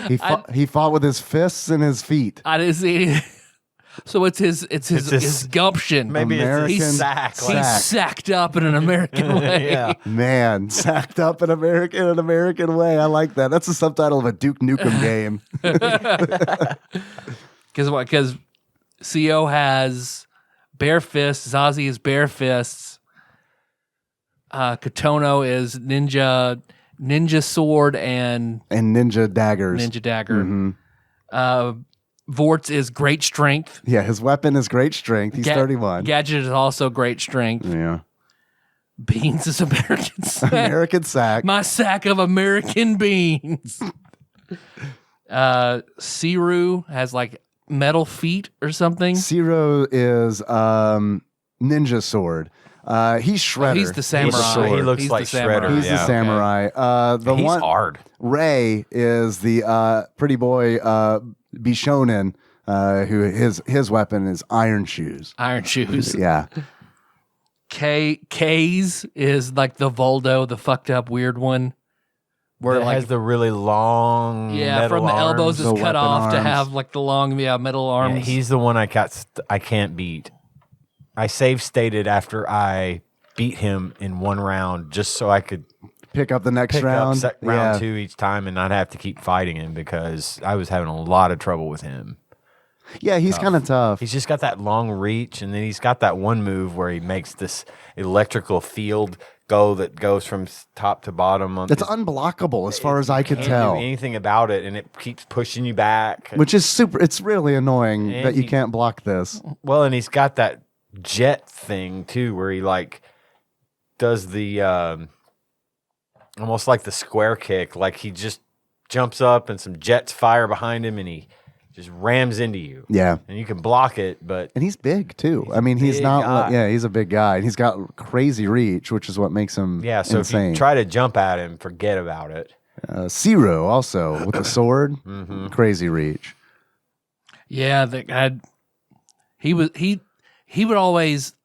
I noticed more on him with the sword that stutter than anyone else because he would do a fast sword slash and then stop, and I'd hit him and he'd pause, and then that fight was very, very weird. Yeah. And then of course Jade. Jade looks like if Andore from Final Fight was clad in like Sentinel armor. He looks like Biff Tannen in power armor, which is like, and like when I was streaming this, I was playing as Ryu, of course. So I'm playing as whatever his name is, CO, and who looks like Marty McFly because he's got this red vest on, and he's got like futuristic looking boots, and it's like, all right, so he's fighting Biff Tannen in power armor on the roof of the casino. That can't be accidental. It can't be. Also, that's a really good concept. We need a Back to the Future beat 'em up. Please. Let's do that. And instead of health, you have photographs of yourself and it the just starts fading. fading away. Yeah. Shit. Damn. God, we have got to do that. Damn, Dave. Trademark. And it's all about going Trademark back. on there. Trademark it Back to the Future. You just keep going back in time to fight them as babies. That's how that's always how it works. That's the fatality. There's a level where Doc Brown flies in above you, and he flies over you, and you got to get to the end of the stage and climb up the flags, the little colored flags. Yeah. Get away. What's our roster look like for the Back to the Future fighting game? Marty, of course. Marty. Palette swap Jennifer, so you can be both Jennifers. Fuck, I love that. Yes. Doc Brown. Of course, yeah, Doc Brown. Yeah. All the Tannins. Yeah. Yeah, That, right. or yeah, all the different Tannins, and then Old Tannen with his cane like Scrooge McDuck. Marty's mom. And, He's waxing things. he's the dad of this game. He's just super underpowered. but he's weak. Because he's like Totally. he's like totally submissive now. Absolutely. So but if you can get him out there and use him, he's very effective, but he's very weak. I think it's the ultimate shame if that's like the one you don't want to lose to. If someone's playing, like they've mastered the game, Yeah. they play as old Biff. They call it an old Biff. Marty's parents, Yeah, for sure. Okay. All versions. As one including unit? Well, they're like you can Ice pick Climber. all versions, and then including the one where he's upside down.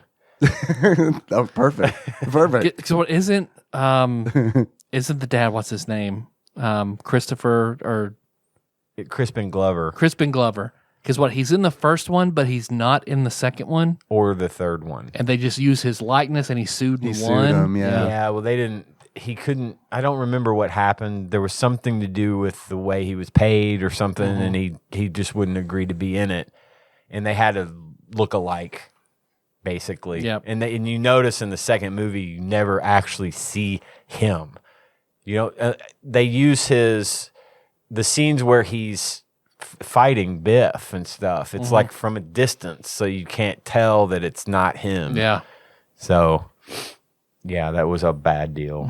But anyway, Nails. Nails is Fucking Nails, yeah. the mid boss villain. Okay, all right. I like this. is that Billy Zane? Is that him? He's the one who challenges him to the race, and then in the future he's the one who has him. the flea. Yeah. I forgot that was his name. The Wild Gunman arcade machine. That's a playable character. The No, that's a mini Jaws game. movie hologram. No, that's a mini game. Okay, fair enough. Or you can use it as a weapon. You can pull one of the guns off. Yeah, of it. there you go. One of the levels, Biff keeps trying to hit you with his car. Absolutely. He's coming from behind. And you got to Absolutely. fight your way before he hits you with the car. Dodge the manure. And It's like in then Street you Fighter dodge where you're the breaking the manure, barrels. and then he runs into the manure. Right. And that's how you beat him in that level. Unless you're playing as old Biff. Right. I'm seeing Mayor Goldie. Mayor Goldie. Nice That'd pull. be him. I'm seeing a very 90s mini game to where you're on the train and you see the fire and there's a reticule going side to side. You have to time it perfectly to throw each colored thing in the fire to make the train go faster. All right. And if you miss, it bounces off, and you start slowing down, and you're about to Okay. hit the, All right. I go like to the this. chasm. There's a carnival scene with ZZ Top playing. From the third movie. Oh, they go to the little carnival. ZZ Top is playing. The third movie, okay, so I like Back to the Future 3. A lot of people shit on Back to the Future 3. love that movie. I like Back to the Future I do 3. too. But here's what happens. And I was talking to Grim about this about a month back because we were talking about Back to the Future. Here's what I'll do.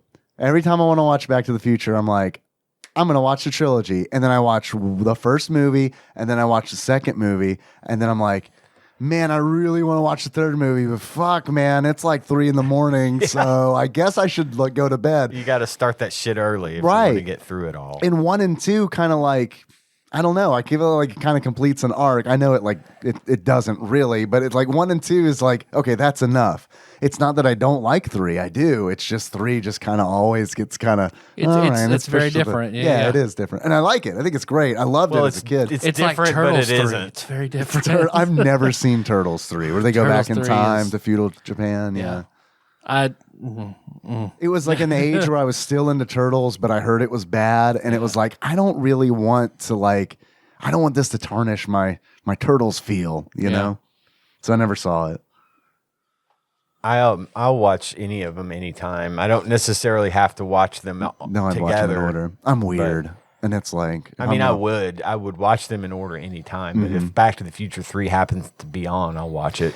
Which is what happened to me as a kid. I remember I always talk about those like free HBO weekends and shit. And I remember one summer it was Back to the Future 3. And I remember watching Back to the Future 3 over and over again. And I don't think I got to record that one. I don't know what. Maybe we didn't have the VCR or whatever, but bummer. Yeah, this is a video game that needs to happen. Yeah. Let's do it. I want the Game of Thrones 2D fighting game as well. Like There was that is mock-up super ripe. that guy did mock-up like a looked long time amazing. ago. I Yeah, want it looked that. great. That looked like Marvel's Capcom 2 style, Yeah. but with all the Game of Thrones characters. Do you think the time is Like, I feel like if that was going to happen, like it needed to happen. It needed to already. happen like 5 Yeah. years ago. Yeah. Because now everybody's like, oh man, I can't believe we invested time of our lives in that. I know I am. I didn't finish it because like we I didn't either. lost access to HBO, so it was like, can't. Yeah, we finished it, but it was not good. Yeah. And I was reading the books. I read all the books that are out there, and now I'm not going to finish those either. I don't care if he fucking publishes them tomorrow. Yeah, Because I would have to. He won't. Don't worry about it. Yeah. I would have to reread them to get fucking refreshed because it's totally different than the show. Yeah. Mostly different than the show. And I'm not going to do that. I never It's like, finished no, A you're not. Feast for Crows. That's kind of Feast where of Crows is a weird one that's where I compared to kind the of others. fell off, and yeah. No, I'm out. Sorry. I liked what I read and I liked what I saw, so I feel like I did it the perfect way. Yeah. You went out on a high note, then you're in good shape. Yeah. Well, what? I think that's all the characters, and then the CO's ending is reused. Like, well, I now have to go find stronger people. Bye. And then Katono, I need to keep training to honor my father. That's it. Cool. So you're saying a lot of thought went into it. Oh, is so what- much thought. So much thought into this Street Fighter clone. Cool. I'm gonna say a controversial opinion. I don't think this is a bad game. I think this is There are worse clones. I think this is honestly, I think this is better than Killer Instinct. Ooh, that is a controversial opinion. Killer Instinct does not hold up whatsoever, in my opinion. This game, I feel like, is still playable today. I think Killer Instinct relied heavily on 3D, a thing that the Super Nintendo really Didn't do well. All that stuff was pre-rendered. So yeah, I mean, I honestly think that this is a pretty okay fighting game with a lackluster roster. I mean, I'll backstep a little. I enjoyed it okay. It was just it didn't flow very well for me, but Sure. I mean, I made it through plenty of fights and I had every intention of just continuing. I just ran out of time. I didn't have time to play. I think it's a good-looking all right. game. I think the Good sprites time all waster. look good. Yeah. The sprites all have a beat 'em up feel to it, which makes sense because they're doing the Russian beat saga. That's why it's so different. You're right. It absolutely does. I didn't think it was bad. I do wish that you could play as more characters. You can with a code. You put in a code, you can play as any of the characters. But I mean, it's like, why don't you just have an? It'd be Just have nice. them out Just there. have an open Yeah. roster. Yeah. Yeah. Well, and that gives you more replayability. Yeah. Right then and there, because now you've got 16 characters to choose from Sure. instead of 4. And I think the reasoning is that those 6 guardians are more powerful than Sure, the 4 yeah. that you start with. I mean, as we saw, going up against K's and all that madness. I get that. It's just. But I still, was surprised. A, I was surprised that it was a fighting game, and B, Yeah. very surprised that there were only 4 fighters to choose from. I was like, yeah, ugh. I was disappointed that it was a fighting game for sure because I was ready for a beat 'em up. Me too. But I didn't want to hold that against it. I think No. I think the music's really good. Like honestly, I think the music's good. Music is good. I think the background stages, I think all that looks really nice. I think I was really surprised with the presentation. The thing that just knocks it down for me is the lack of special moves because there's not a lot. The 4 characters, and that whole That stutter the thing, stutter. yeah. I got used to it, but like when I first started playing it, it was like, Is there something wrong? is there something Yeah. wrong? Yeah. And it's nice to that's one of those things where if I had been playing this on an emulator, I guarantee you I'd have been like, man, is there something wrong with the emulator or so it's because it felt weird. It didn't feel good because it's trying to be Street Fighter so much and Street Fighter's very fluid and does not do that. Yeah. So it's like, Yeah. that's a weird decision. But I honestly think this is a decent fighting game. It's hard to recommend because Street Fighter 2 exists, and it's like between the two of them, I mean, definitely play Street Fighter 2. and Mortal Kombat. It's- 1 and 2 are both Yeah. things. So It's 2021. Street Fighter 2 is very accessible, so I mean, I don't know. Again, one of those things that I think just made it to the Switch library, online SNES library, just because, it's a little taste of this, a little different, a little something you probably never got much time with as a kid or whatever. And again, I'm with you. I don't know that I would recommend it. If you want to play Street Fighter, play Street Fighter. Yeah. But it was all right. Yeah. I did not hate it.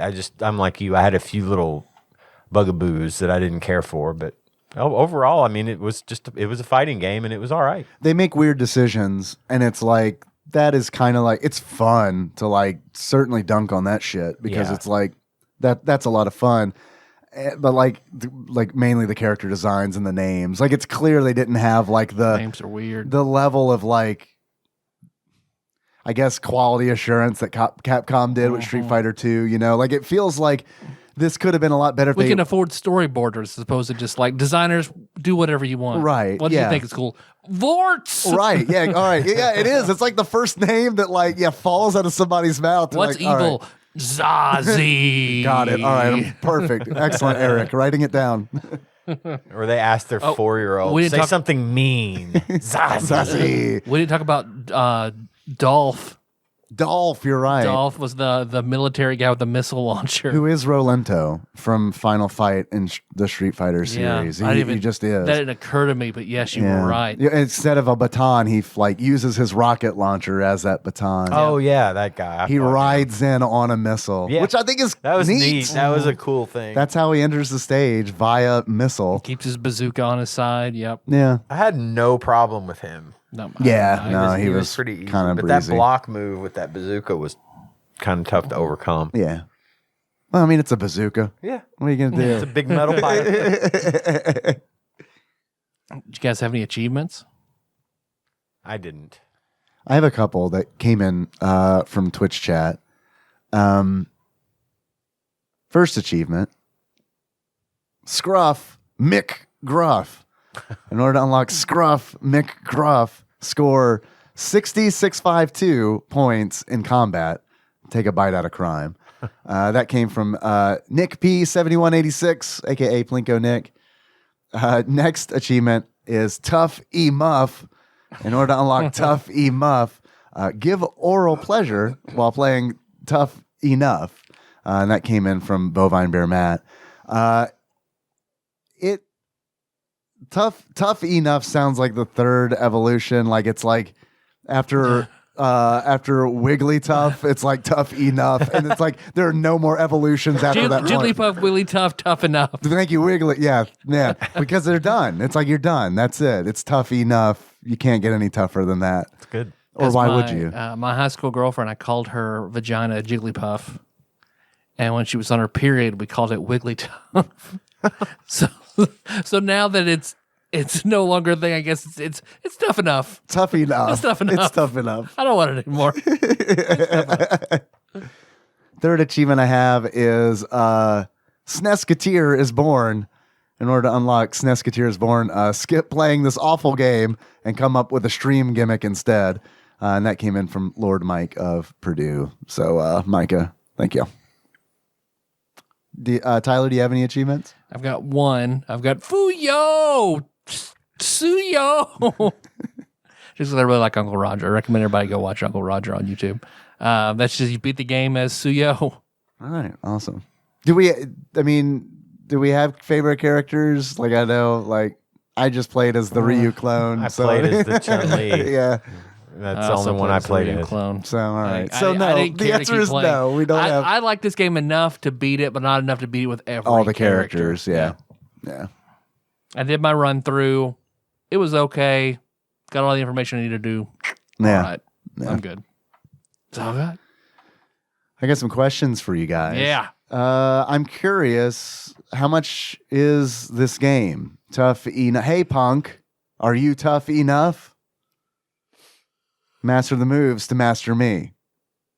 If you were to buy it loose, how much would you pay for it? $8.50. $8.50 for me in. Tyler, $17. $17. Actual retail value of Tough Enough for the Super Nintendo, loose on average, according to PriceCharting.com, at the time of this recording is $14.99. Is it worth $14.99? For a collector. For a collector, yeah. I think so. It's on Switch Online, so if you got a Switch. If you got a Switch, pay $20, get the annual subscription, and just play it there. Yeah. But if you're collecting, I think it'd be worth it. It's not a bad. Yeah, I do. Like, if I saw this out in the wild, I probably wouldn't like go on eBay and be like, all right, I'm gonna buy Tough Enough for $14.99 plus shipping. But if I was at like the local retro gaming shop and I saw it on the shelf for like $14, it's like, okay, I'm gonna buy this because I'm here and it's there and I don't have it. So, do you guys think this game belongs on Tadpog's top 100? I doubt it. I don't. I think it's in the middle. Yeah, I don't think it belongs either. And It's in that Slightly void. slightly to the higher side of middle. Yeah. And I know that I know what I said about Killer Instinct earlier. And I'm not saying Killer Instinct should not be in the top 100 because that game is iconic. Like, that is like, I feel like Killer Instinct is like a pop culture video game icon from that era. Sure. And that has a lot of weight to it. So I just wanted to get in front of, or get behind that, I guess, because that was a minute ago. Fulgur and Sable War for fucking iconic game. Cinder and Glacius, Cinder's comic. Look, I like that. Orchid, you looked at Orchid's tits whenever she won, whenever she did that little dance whenever she won. What do you guys think Flopsy has to say about this game? What do you think the rating is for Tough Enough? I will say they probably gave it 3 stars. I will agree. 3. It is. You guys are right on the money. Yeah, it is. It's 3 stars. And I feel like that's honestly fair. Yeah. That's a fair estimate. Yeah. It's out of 5. Out of 5, yeah. I think that's fair. Out of 15. What's the rarity of this one? This is uncommon. Okay. So again, that kind of makes $15. Like, all right, that's not too bad. Tyler, Yes, Dave. if you were to give this game a beard that sums up how you feel about it, what kind of beard would you give it? Do you remember that College Humor joint, Street Fighter, the after years? I do. The later years. It was really good. Yeah. It was. But they were, the way those characters looked, though, so I'd have to give it the beard of Zangief from College Humor's Street Fighter. The later Okay. years. All right. Perfect. If you were to give this game a pair of glasses, what kind of glasses would you give it? I'd give it the eye patch of Sagat from Street Fighter. I thought you were going to say King Bradley. King Bradley. You're right. It's not that good. It's not, That is true. I would have had to really like this game. That is a good point. That's what I want. Let's get a Full Metal Alchemist 2D fighting game. That'd be badass, God wouldn't it? damn it. Yeah. I have some more questions for you if you guys are interested. Okay. I have a quiz. Can you imagine Roy Mustang's level 4 like finishing move? Just yeah. All right. And like the whole like special move time thing is built in because some people have to draw circles, some people don't. I don't know, man. Seems like it would be pretty good. Yep. Why did it exist? I need to look it up to see if it actually did and like we didn't get it or I didn't hear about it. Yep. I don't know, man. Missed opportunity. Square Enix was involved in the production of Full Metal, so it's like it could have been a 2D fighter on DS, and whenever you had to like stop and use you the gotta stylus to You gotta draw draw. the transmutation circle with the stylus. Oh my god! That's in the Castlevania's Dawn of Sorrow. They do that. Yeah, that's like the magic system, right? Yeah, but You don't. have to seal a boss away. You have to draw the pentagram, whatever that they use to seal it away. Yeah, but don't try that shit on a DS emulator like they did with Mean With Girls. Mean 'cause Girls. That shit just doesn't Yeah. work. Listen to our last episode, Mean Girls, everybody. Then you'll understand. I have a quiz from Ross entitled "Retie Me Up, Daddy, the Squeakquel." Ross begins. I can't believe I missed the Mean Girls quiz tie-in. Well, this one we'll just have to do. Much like the last tie-in quiz, this features movie tie-ins released on the DS in North America. Damn. Ouch. I can't believe you are still ignoring the milking questions, Ross. Oh, I don't know if he has an update in here, but I have an update. Okay, good. All right, never mind, Ross. Yeah, You're yeah. fine. Well, I'm gonna get through the end of it, and then remind me for the milking update. Okay. Ross continues. It's been another fairly quiet week, though I did wake up this morning and it was still dark out, which means it's bastard hard to get out of bed. It is. I hate it when Yeah. it's still fucking dark and I have to like get ready for work and yeah. Bastard hard. Bastard hard. Harder than Piss a piss boner. boner hard. Yeah. What also makes it hard to get out of bed is my new pillow. I was looking for a body pillow, as I usually have my head on one end of a normal pillow and the other pulled against my chest. But they are super expensive. Even cheap shit ones with no anime girl titties on them. Those are just covers, Ross. You just buy the covers and put it on any body pillow. It'll work. And trust me, we know. I'll give you some. I still have those fucking Necroparo ones somewhere, It's got to be Powell. hidden from all light around here somewhere. I love the juxtaposition of piss jugs in your room, anime body pillows hidden in a dark like Just jammed somewhere. Sauce cups and oatmeal cream pie wrappers. Mine are not hidden. They're in the drawer in my bedside. And if Henry ever asks what they are, I'll just tell him that they're anime body pillows. Here's an episode of 30 Rock. You'll understand. Yeah. And it's like, but these are never on your pillow. It's like, yeah. No, that's right. Do you want them? Here. Yeah, here you go. Knock yourself out. Take one to grandma's. You're right. Yeah. Wear it as a Halloween costume. I'll cut some armholes out the side. Eye holes. What are you supposed to be? A sexy ghost? Meow meow.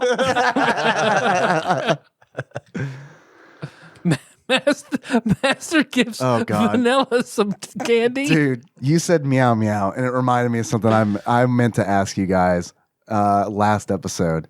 So my mom was over at our house, and we had a nice visit. She hung out with Henry. They played.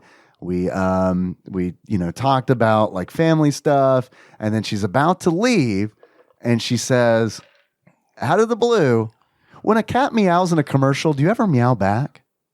Uh-huh. And it was like, oh my God. Shady Pines, Mom. Right. Yeah. Hello. And I was like, no. And she says, well, I do. Dad, fuck COVID. Come home. Yeah, Come on. right. Mom's super lonely, man. You gotta fucking like. She's meowing at the TV, Dad. And she said that she asked my sister if she does, and she does too.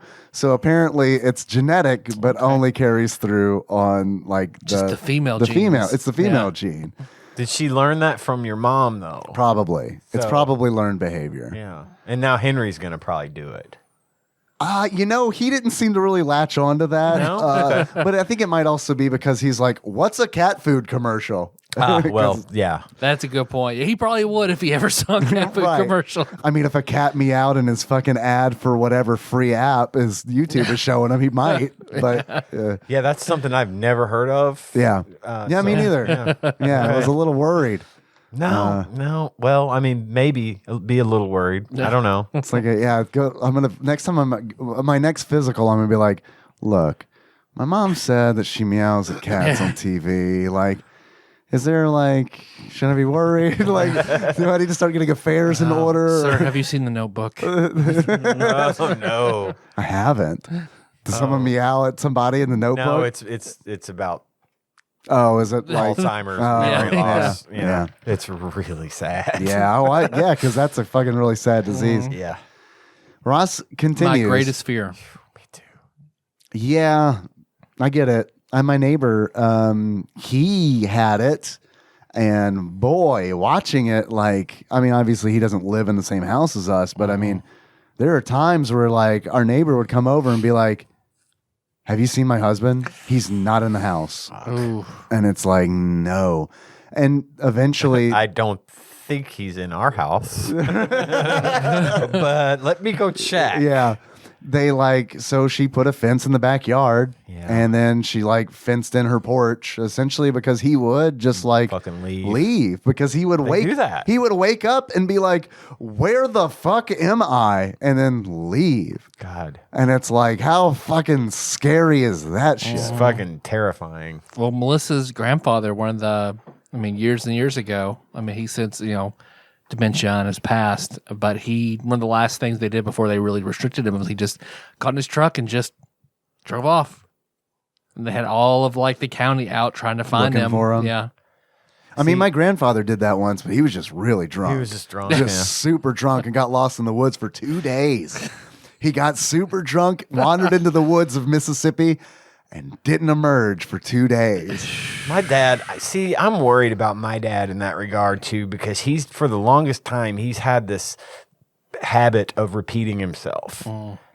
And it's gotten to the point, every year on my birthday, he tells me the same story, I've never heard it before. And I don't think he's just doing it as a tradition. I think he's just doing it because he thinks he's never told me this story before. If it makes you feel any better, I don't recall an episode that we all recorded remotely. And that's true. That was a year ago. That happened. So, But he will do it, and he'll do it sometimes in the same conversation. So this past week, he fell off the steps and hit his head super fucking hard. fuck. And had to go to the hospital, and he had a small brain bleed. Jesus. Wow. He's okay. They kept him overnight, checked him out. They sent him home the next day, and they said, this is normal. You've just got to not stress. Don't, take any Advil or any blood thinners or whatever. Just Sure. relax. And my stepmom's keeping an eye on him. He didn't break any bones or anything, but he's afraid of heights. He doesn't like to admit it. He doesn't even like to admit it to himself. And so for his whole life, he refuses to hold fucking handrails when he goes down steps as a way of Just to prove something? proving something. Yeah. Well, they have this bonus room up above the garage where they watch TV. That's where the headquarters are. Yeah, that's Jade. where the secret room Yeah. or the headquarters. He went downstairs to go pee or something, and he missed a step. Yeah. And went pow. He said, "I didn't even remember falling." Shit.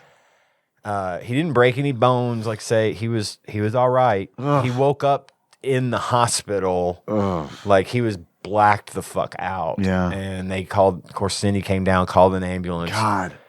Got him out. I thought he was, and he calls me the day. He calls me the next day after he's home, and I'm like, "Wait, what? Why the fuck have I not heard about this yet?" Well, and I understood. probably didn't want to worry at you, the time. and They you- didn't want to worry me Yeah. because if I had heard that, I'd have been in my truck Right. driving Right. balls out to Nashville. Because when Tanya and I had our car wrecked, that's what they did. They Yeah. drove right up. And he's all right. But while he was telling me about falling, he told me the exact same story 3 times in a row. Is it because of the head trauma? I would say probably. But that's the kind of shit he does when he's not got head Yeah. trauma, you know? So just shit like that worries me. I think he gets a pass for like a That few one- weeks, right? on that one for sure. Yeah. But I mean, he does this shit all the time. And I don't know. I'm just paranoid that there's something No, I wrong. get it. Just, Trust me. I get it. anyway, sorry. I hope he feels He's doing all Better. right. I've checked in on him. He's okay. Good. He sounded fine when I talked to him, aside from repeating himself right. 3 times. He sounded fine and he was lucid. I don't think he's allowed to drink right now. And he likes the little martini action at night, kind of like my bourbon. Yeah. He has a little gin. Well, nightcap. All right. I don't think he's having a little gin these No. next couple weeks because Yeah. he's not supposed to thin out his blood. Right. So Yeah. But I have all the faith in the world that my stepmom is Making on sure he doesn't him. drink. She Yeah. is. She is. Well, and I told you that he was going to Las Vegas, right? For this Right, thing. right. He had gone to that and come back, and I was all worried about him getting COVID. Yep. Well, he didn't. They tested him for COVID when he was at the hospital, and he right. was negative. So there's a win. There's a win. Yeah, there's a win. And like with the guardrails, like Yeah, don't touch those guardrails. know. So he's right. That's what saved him. well, it's like You're probably right. Ironically, at Dragon Con, anytime I'm at Dragon Con and I'm like going down a bunch of steps, which happens a lot, I'm like, man, if I fucking slip, I'm gonna it's gonna be We're going nasty down. because I'm not touching it. Like I've got my hand like hovering over the guardrail Just in case something happens. Yeah. Like Josh Nance cosplayers, just hover hands on the guardrail. But I mean, this is all like I haven't been to Dragon Con during COVID, of course. But it's still nasty. But it's as still fuck. like, yeah, I don't want to get sick. And like people like, yeah, are nasty and like, I always hate when someone fucking does a thing where they're like, well, we swabbed this handrail and found Right. vaginal secretions and feces and urine and semen and blood. And it's like, what the fuck? man, you had me at vaginal excretion. Yeah. But anyway, he didn't get COVID, so at least there's that. That is good. Yep. But he was in his house, so hold on to the fucking handrail, Dad. Yeah, It's okay, when man. you're in your own house. You're 70. I think he's like, I Man. still don't know how old he is. You I should think have he's been like like 73 or 74. He should be holding the damned handrail because those steps are steep. They are steep. Clearly. Like, I don't like walking up and down those fucking things because they are damn near vertical. It's just one of those things where they had to sort of shoehorn a stairwell in there Yeah. to get to that bonus room. And they're carpeted. Like, they've got that carpet runner up the middle. But yeah, I have trouble with those steps. And there's a lot of them. So I don't know how the fuck far down he got or what. But yeah, he was just, doing his thing, running down the steps. And then next thing you know, he's in the fucking hospital. When you So- talk to him, you should have been like, Wait a minute. Did I just tell that story 3 times in a row? Shit. maybe. Yep, man. Yep. Shit. You should have said, Are we here or are we doing this remote? Shady Pines, Ian. you should have said, man, I'm sorry that this happened, but like, you're a total badass and didn't use that handrail though, right? Because you're not scared of heights. You're not using that fucking handrail, are you? But anyway, he's all right. So Good. I'm glad to hear it. Ross continues. What also makes it hard to get out of bed is my new pillow. All right. Okay. So he's looking for the body pillow, not cheap shit ones. I assume body pillows were full length, but apparently not. Anyway, I saw a maternity pillow for heavily pregnant women being sold Little J. Yeah. at a very reasonable 10 pounds with a cover. And the best part of it, it is 12 feet long. wow. You could sew 2 anime girl pillowcases together and human centipede that shit. Yeah. Fucking anime girl, you can put a Lapras from Pokemon on that thing. That's right. 12 feet long. I've seen pregnant women. Nikki was pregnant at one time. She never grew to be 12 feet. Maybe this because you can Took me too long to get there. wrap it around you. I guess. Lengthwise. Like a boa constrictor?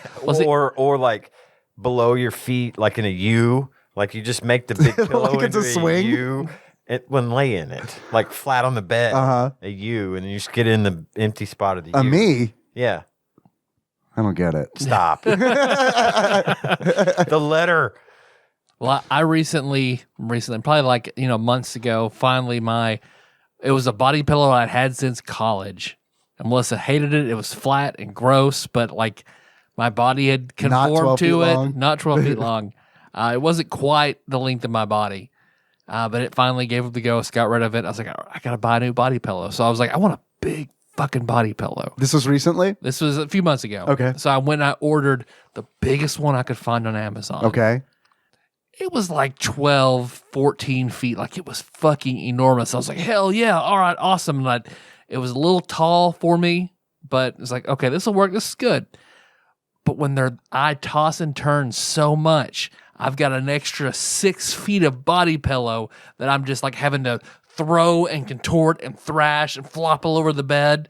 That I gave it to one of the girls. I don't know where it is now. It's gonna be also tucked up somewhere with the anime girl body pillow somewhere. And I got one that's like 8 feet now. That's perfect. That's perfect? That's perfect. Now, let me ask you a question. This is important. I'm glad that you found something that works for you. How difficult was it to find these products?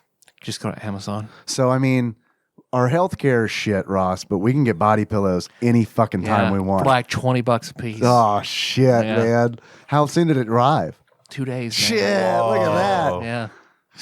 Just saying. Just trade off. Am I happy with my decision? Hey, Ian, Yo, it's a big U. It's a big U. A big me? Yeah. Now, Stop. how does that fucking feel? I love it because I don't get. I would love a giant Ian, a 16-foot Ian body pillow. No, don't give anyone ideas. No. with cat girl ears and everything. This is the largest Ian pillow that I can afford. The price of Ian pillows go through the fucking roof. 5. There we go. Nice. Kinda. That was a stretch, this but I is the- appreciate it. Are you making fun of me for the size of my body pillow? What we just did was role playing, and I was me, and you were Henry, and you did it fucking perfect. Oh, good. Good. When you said stop, like, I mean, it was just like, it was like I was back home. I've known you longer than Henry has, so I get you. I know you What you're saying is I've been a dad my entire life. pretty much. Fuck. It's okay, I guess. Yeah. No, nothing wrong with I that. was meant for the role. And then Ross says it's a big U, and you put your head on the curved bit, and the long bits press up to you like you are both a big and little spoon. Oh. I mean, that's how Ross uses it, but I think it's supposed to curl around your belly. Like you're supposed to do it the other way. Yeah, Like you hold the long part, and that other part curls between your legs around your belly. like back between the taint. Between the pregnancy taint. Yeah, the pregnancy Pregnancy taint. taint. That's my favorite paint color at Sherwin-Williams. It's the dark child gate pregnancy taint.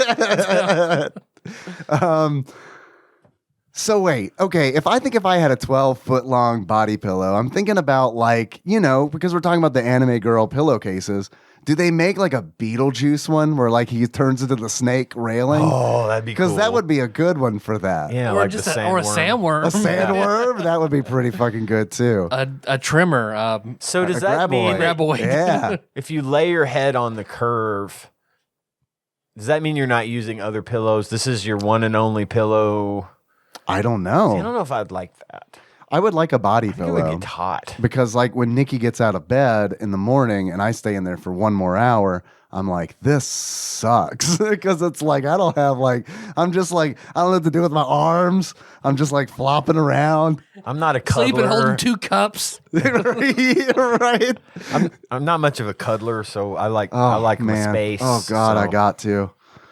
Yeah, I don't do that. Yeah, So I don't think I'd dig on a body pillow personally. probably not. That's good though. You don't have to spend the $12 Right. and go through the great effort that Ross went through. Well, see, because I have my 8-foot-long body pillow. That's the base. That's on bottom. Yeah. Well, I have Lumpy. Lumpy is my head pillow. It's the only head pillow I'm comfortable with. So it works. I got Lumpy on my head. And I've got my 8-foot-tall body pillow. So then I've got another smaller, but like a 5-foot-tall body pillow on top of that. Okay. So then I have an extra large, extra fluffy pillow on top of that, and then a flat, like shitty ass cheap pillow on top of that, because I don't like my shoulders to collapse in.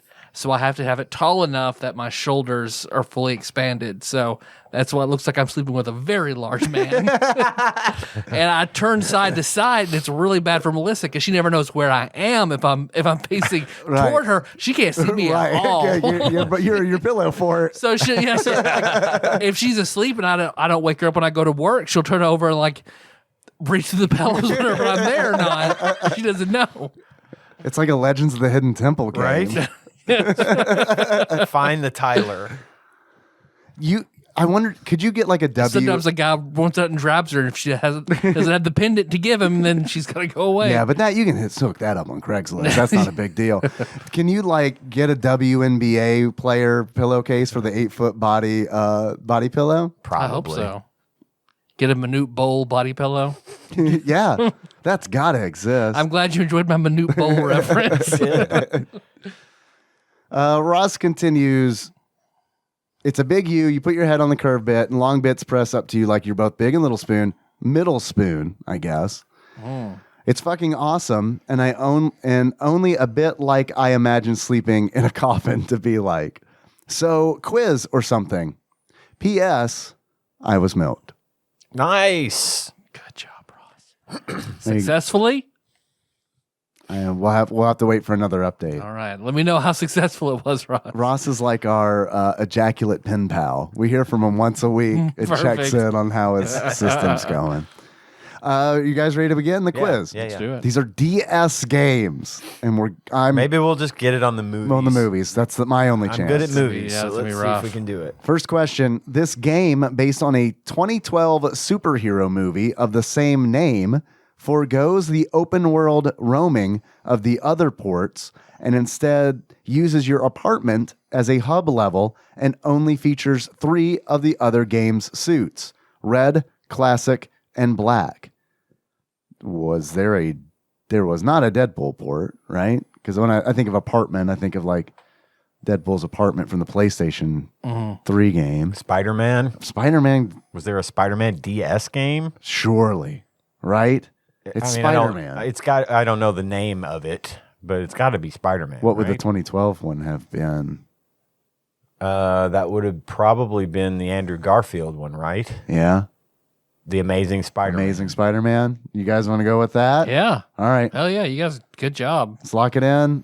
It is the Amazing Nice. Spider-Man. Woohoo! Good job. Because I was just in my head was like, I don't know, Hancock?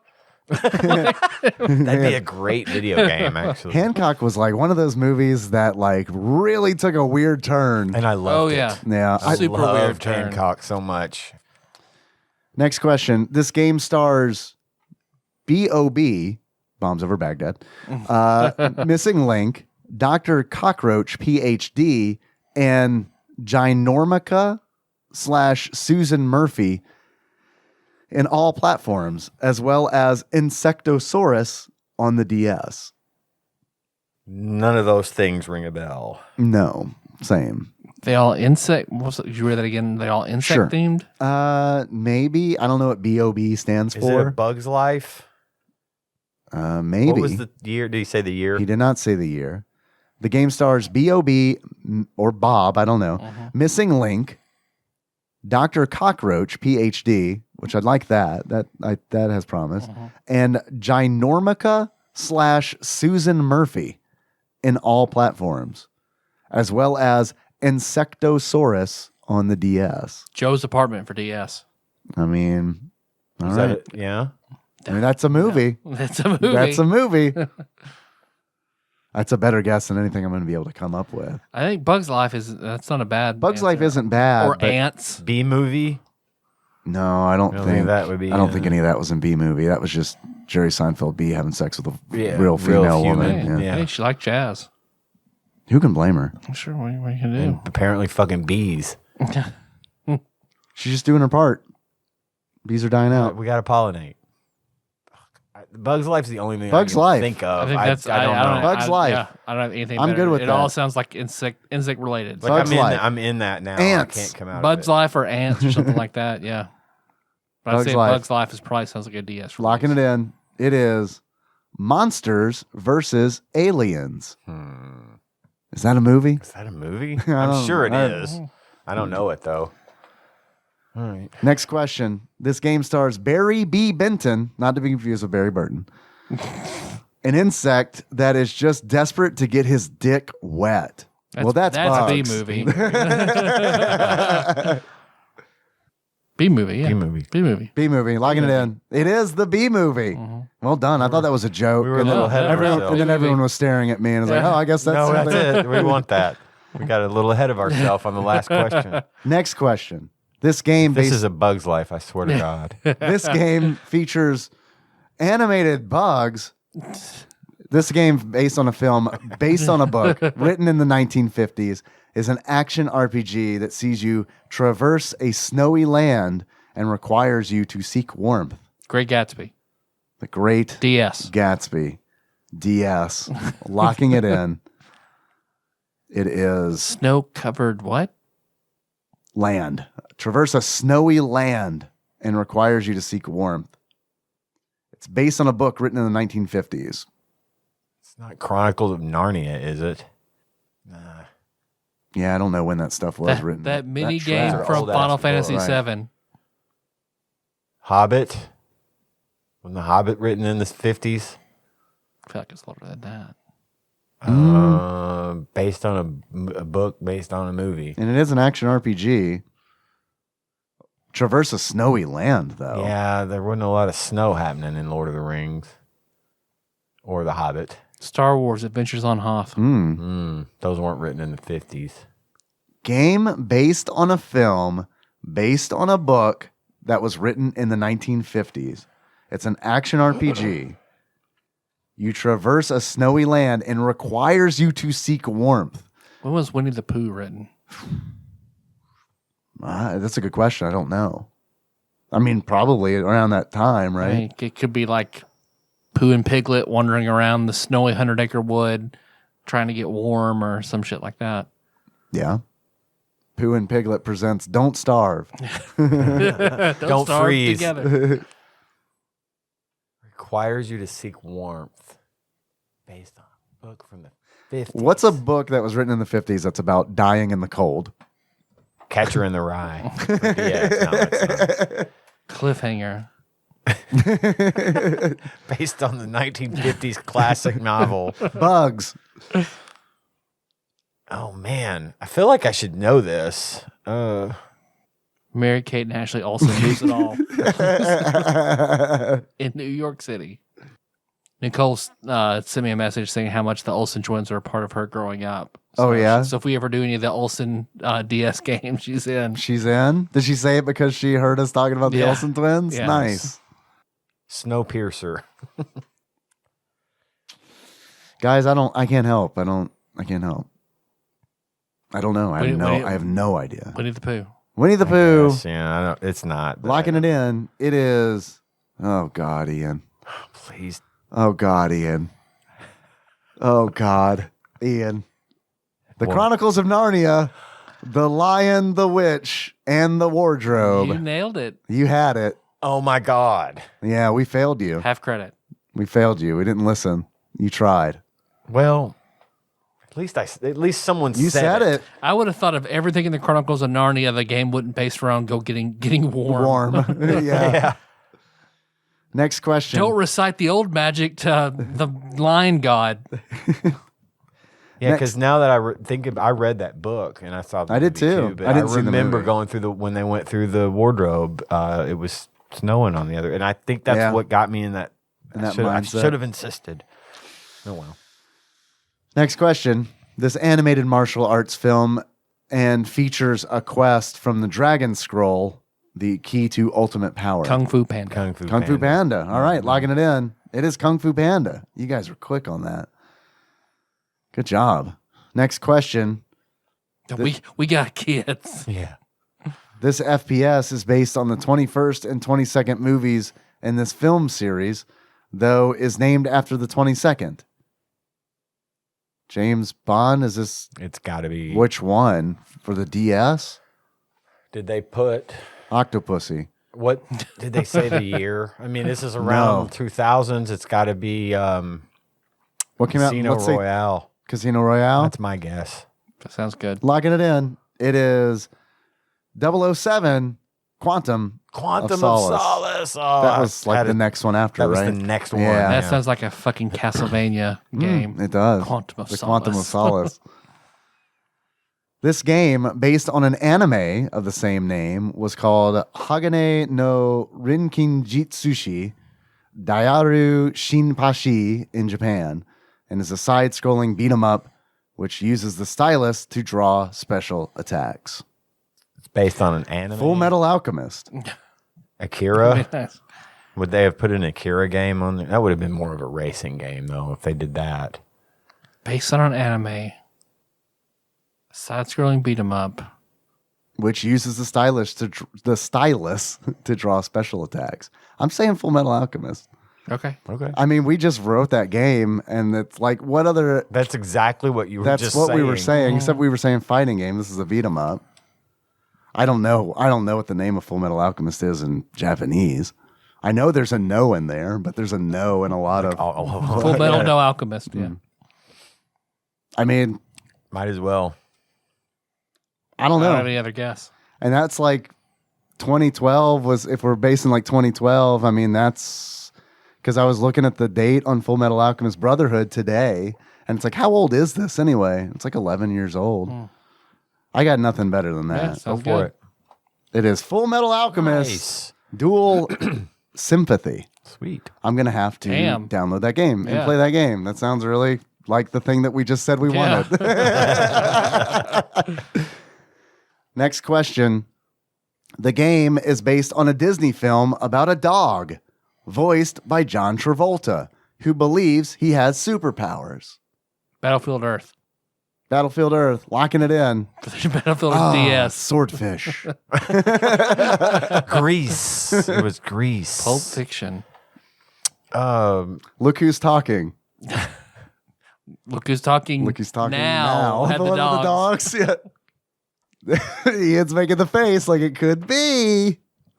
That was Bruce Willis and Roseanne Barr though. Oh. Yeah, John Travolta was he only in the He first was one? the dad. No, he was in the second one because he and Kirstie That's Alley right. get together. Yeah. Say the thing again. The game is Frog Pussy? You got it. Frog Pussy. Dave, do the thing. Say the line, Dave.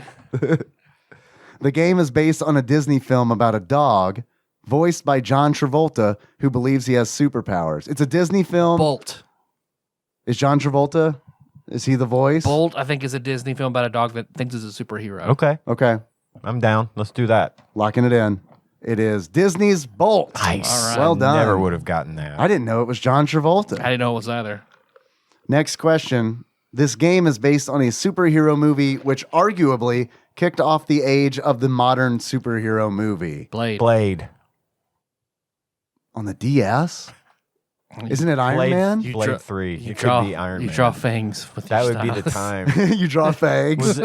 Was Iron Man is like... Was there any more to the question? No, this game is based on a superhero movie which arguably kicked off the age of the modern superhero movie. It could be Iron Man. It's about the right time It frame. is. Okay. I think it's probably... Because And Blade... that's Like, when did the last Blade movie come out? Blade. Blade's You gotta, real fucking old. you kind of got to know stuff to know about Blade and what I talked about all those years ago about Blade technically being the first MCU movie. Sure.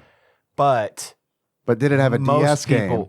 Doubtful. Most people would say Iron Man in But this case. I think the operative word here is modern superhero Yeah, movie. yeah, Because yeah, I mean, it's yeah. like Blade... Sure, but I mean, like, how much influence does it have on the modern? Nothing. No, superhero that movie? was simply a Marvel Right, thing. right. Not. Yeah, I think you're right. I think it's Iron Man. We good with that? Locking it in. It's Iron Man. Nice. We got Good it. job. When did the last Blade movie come out? Do you know? Like, was it like It was 90s still, or was it 2000s? Or I think it was close to. If it was either late 90s or I was early in high school. 2000s. yeah, they did 3 of them, right? There was 3. Ryan Reynolds was in. Ryan Reynolds was the in one of third them. one. Wow. Yeah. Mhm. Was he Deadpool? Probably. I mean, let's be honest. Next question. This wrestling game, based on a film of the same name about a monk who sidelines as a wrestler, features a paper cutout puppet style. 2004. Blade. 2004 was Blade 3. Blade Trinity. Yes. Sorry. Read that again. This wrestling game, based on a film of the same name about a monk who sidelines as a wrestler, features a paper cutout puppet style. Kung Fu Hustle. Okay. That's not it, but No. I got fucking I have nothing. know. no idea, like at all. A film where there's a monk who sidelines as a wrestler. What about that Jack Black movie? When they're a Jack Kung Black? Fu Panda, we've already had that No, one. not that one. It was another movie. Like he was a wrestler, only he wore one of them. What is that? Nacho Nacho Libre. Yeah, that wouldn't be it. Yeah, no, fuck Nacho it. Libre. Fuck it. That I was say like do around it. the same time. Yeah. Nacho Libre, I said do that. Yeah, let's lock it. We're locking it in. It's the Chronicles of Narnia. But puppets. Prince Caspian. It's Nacho Libre. Oh, wow. Yeah, it's Nacho Libre. All right. Well done. Good job. Wow, very Okay. well done. That's a movie I've never seen. I've never seen it either. But I don't know every why that service came I to me. subscribe to is like, dude, watch this. Oh man, that was random that I even thought. That was of very good. Next question. Fuck, marry, kill. The Flintstones, the Jetsons, wacky races. I'm gonna kill Wacky Races, fuck the Jetsons, and marry the Flintstones, because that's really the order in which I liked the shows, the least to the most. Okay, that makes That's sense. the only reason. All right. I can respect that logic. I think I'm going to fuck Wacky Races because the Flintstones and the Jetsons are the same show. Yeah, just to set a millennia Right. apart. Yeah. And I liked Wacky Races. I used to watch it on my grandparents' bed, and that's also where I like to fuck. So it all works out. I would probably. That means I have to kill the Flintstones or the Jetsons.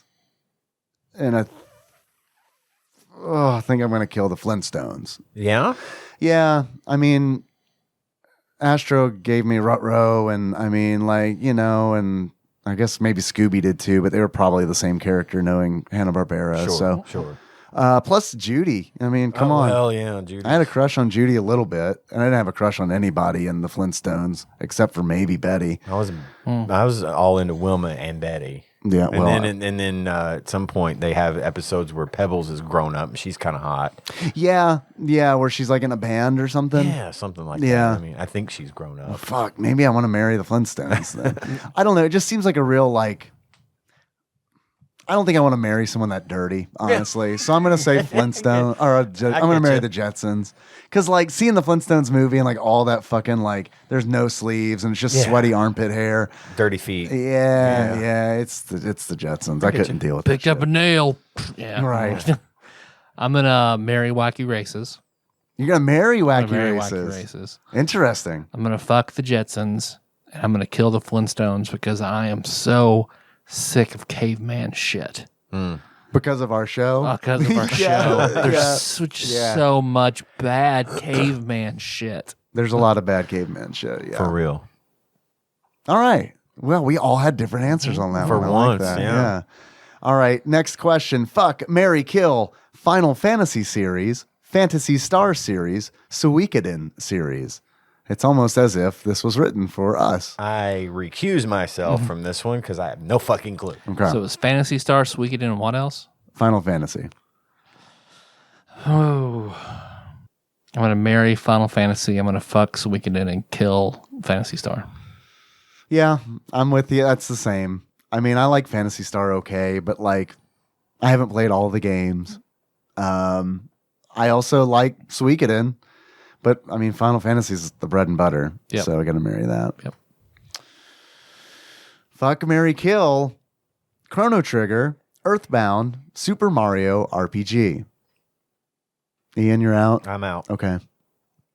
Marry Earthbound, fuck Chrono Trigger, kill Mario RPG. Really? I'm super surprised to hear the killing of Super Mario RPG. Earthbound makes sense. You're going to marry it. I can get a lot more out of Chrono Trigger than I can Mario RPG. Mario RPG is kind of a one and done. Chrono Trigger, you can just keep playing and playing and playing and playing. I'm also going to kill Super Mario RPG. I'm just going to marry Chrono Trigger and fuck Earthbound. It's fair. It's fair. That went a lot smoother than I thought that it was going to. Ross, Now, thank had you. he said Final Fantasy 6 instead of Mario RPG, then we would have had a question. Yeah. Yeah, but just the series as a whole. And plus, it's like there's so many Final Fantasy games. There's only one Super Mario RPG, which you'd think would make it special, but it doesn't. I'd kill it. Out off species, it's fine. Quantity Extinct. quantity over quality. Now, if it had been like Final Fantasy 2 Japanese version or Super Mario RPG, probably gonna kill Final Fantasy 2. Yeah. 'Cause that game's I hate that not one. Good. Yep. Yeah. That's it, Ross. Thank you. I'm glad you got milked. Let us know if you got milked to completion. more about it. Yeah, we need to know. And how was it done? Were you in a cardboard, laying atop a cardboard box with your dick in the hole, so it was just like a literal milking? Let us know. Come on. How did you build a milking crate for your wife to get in and you lay on top? That's what I need to crate? know. Did you incorporate the 12-foot body pillow? Exactly. Did you suspend yourself from the 12-foot body pillow? Did you walk over a mountain of milk crates and then fall and have to be revived Milked by to life. being milked? Yeah, Nikki and I role play that sometimes too. Milk me back to life. Milk me back to life. That's it. That's all I got. That's Cool. all. That's. Yeah. I think that's the show. Yeah. Yeah. Well, we're going to pull out the Switch Online randomizer, the demigod. Yeah, I think that's a good idea. Before we do it, I'm glad that you reminded me that's the thing that we do. I have a question. Do you guys want to do the Japanese releases on there as well, or no? Because even the American Switch Online SNES library has some Japanese games in it that weren't originally published here. So I don't care either way. I just feel like we need to have a conversation about it because it's going to affect, what the randomizer pools. I mean, I don't think so because you're not doing Japanese games anyway. If we were doing Famicom games too in the SNES list, yeah. Okay. But so- I say leave them out. Okay, then I'm going to exclude them. I might play them anyway, but Right. leave them out. Okay. Just, at least from this, because I think you just want to stick with U.S. released games so that you're ticking boxes on the actual list. Sure. I mean, that's a good argument for it. I'm fine with that. I just want to know how you guys felt about it so that I could adjust the list that we're randomizing. Most of from. those are just puzzle games anyway. Yeah. So I don't know that any of them necessarily warrant an entire episode. If we wanted to, maybe we could combine them all Maybe into one throw episode. one in. Yeah, one episode of all the Japanese games just for fun one Yeah. time. That'd be fine too. The one reason that I'm kind of inclined to want to do them is because they might be good ones. Yeah, You know what I yeah. mean? They're like you said, I know I've seen a lot of them on there puzzle games, and it's like, that's not a lot of great content typically for our show. No, I think that was not a bad idea to maybe after we're finished with all of these, See what's left over, and get them all in one. yeah, that could be a fun episode because we don't have to do like deep dives into each one. And, right. Yeah. No, I like that idea. All right. Okay. Well, then in that case, I am ready. I have the appropriate list pulled up. All right. Well, then let's, I'm going to plug in this batter up peripheral. Go ahead and put my head on it. Wild and Crazy Kid style. Put it on the ground. So I'm trying to put my pants down here, spread my no-no hole out so I can point in a random direction. Say the prayer we all love to say. Beetu bootu beetu bootu beetu bootu beetu bootu boop boop boop. No whammies, no whammies, no whammies. Stop. 29. Which the list I am pulling from does not do them alphabetically. I believe they're doing it by release when it came out, like not originally, but on Switch Online. 29 is Operation Logic Bomb, which has Okay. been, I think, an answer to one of the quiz It has questions been. a couple It weeks has been. back. Okay. So now we get to see what it's all about, I guess. All right. All right. Operation Logic Bomb. Well, thanks for listening, everybody. You can find the show on iTunes, Stitcher, Spotify, YouTube, Google Play, TADPOG.com. Just Google TADPOG. You'll fucking find it. Fucking get our shit. You wanna call us? We take voicemail sometimes. That's 270-883-2555. You want to send us something for the tasting, just for a funny intro, or whatever. Oh fuck, man! I forgot to bring the damn package again. Oh, I thought that was it. No, that's my wallet. Oh, that's your wallet. Which I need to like. It looks like a. Yeah, I see. Yeah, I it looks get like an now. envelope. Yeah. Which I need to get rid of wallet. I just need to have like a couple cards and then fucking be done with it. But I also like carrying cash because I'm an old man. Yeah. But 'Cause you're responsible. yeah, right. Yeah. Well, what I need to do is just hide this money somewhere. You know what I mean? Like in my shoe. Perfect. Yeah. No. They no, In the toe. They never look there. Yeah. I forgot to bring the package. Again, the second week in a row. Chris, I looked on the label and it's like, oh, this is from Chris Murray. So Chris, we got your package. I'm sorry, I forgot to bring it a second time in a row, but next time I will try not to forget it. Yeah. I guess we'll do the show one more time then for the package next week. Just for you. But if you can send us something, TADPOG Studios, care of Nicole Nance, P.O. Box 3785, Paducah, Kentucky 42002. We're on Facebook, so TADPOG there. TADPOG Nation if you're like that dank shit. Or we have Discord. What's that Discord link? bit.ly/TADPOG Discord. You want a TADPOG shirt? There are a whole bunch up there. Shirts.tadpog.com. COVID's ravaging the United States, so get a mask. Mask.tadpog.com or just search Redbubble. They're up there somewhere. We're TADPOG_podcab on Instagram. Podcab? All right, we should TADPOG start a taxi podcast. company. This is how we spread the show. All that plays inside the cab is the show. Perfect. And then the sign where it says like off duty and shit like that just says perverts only. Well, it'd be Pog Cab, to where instead of like Cash Cab, we give out Pogs, and it has our show playing. You have to play us at Pogs. And if you beat us, you get the ride for free. Otherwise, you have to pay us. Yeah. We don't make a lot of It's money. incredibly expensive because Pogs are very expensive. They're very expensive. So if you lose, it's a $200 ride.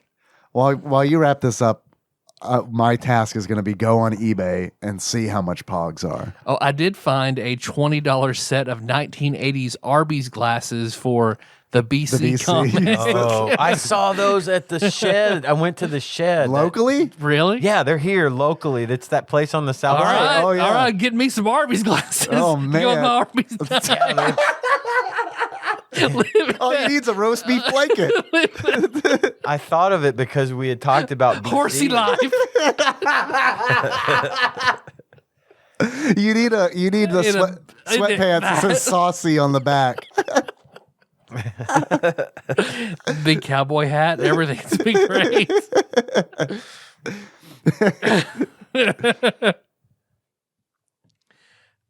I don't even know what's real anymore. What else did we do? Where Dave got that Twitch. Yeah. Twitch. Yeah. I stream on Twitch on Sunday nights, twitch.tv/tadpog_podcast. I'm going to be doing stuff with the NES coming up because I want to show that off because it's really nice. DuckTales is the game of the month on the Tadpog Discord. Love DuckTales. I'm really excited to play that, so I'll probably end up streaming that sometime this month too. And I have to finish Princess Tomato too. So by the time this comes out, hopefully that stream has already happened. Yeah. We'll see. Labor Day, maybe. Let's see, but most importantly, we got that Patreon. So riding that two penny train riders. Thank you, Backlog Banisher Dane. And what's Chris Murray's title? What's Chris Apple? He's just a punk, Just a punk. but we should probably give him a title. We should. Okay, so he gave us that Saturn, Okay.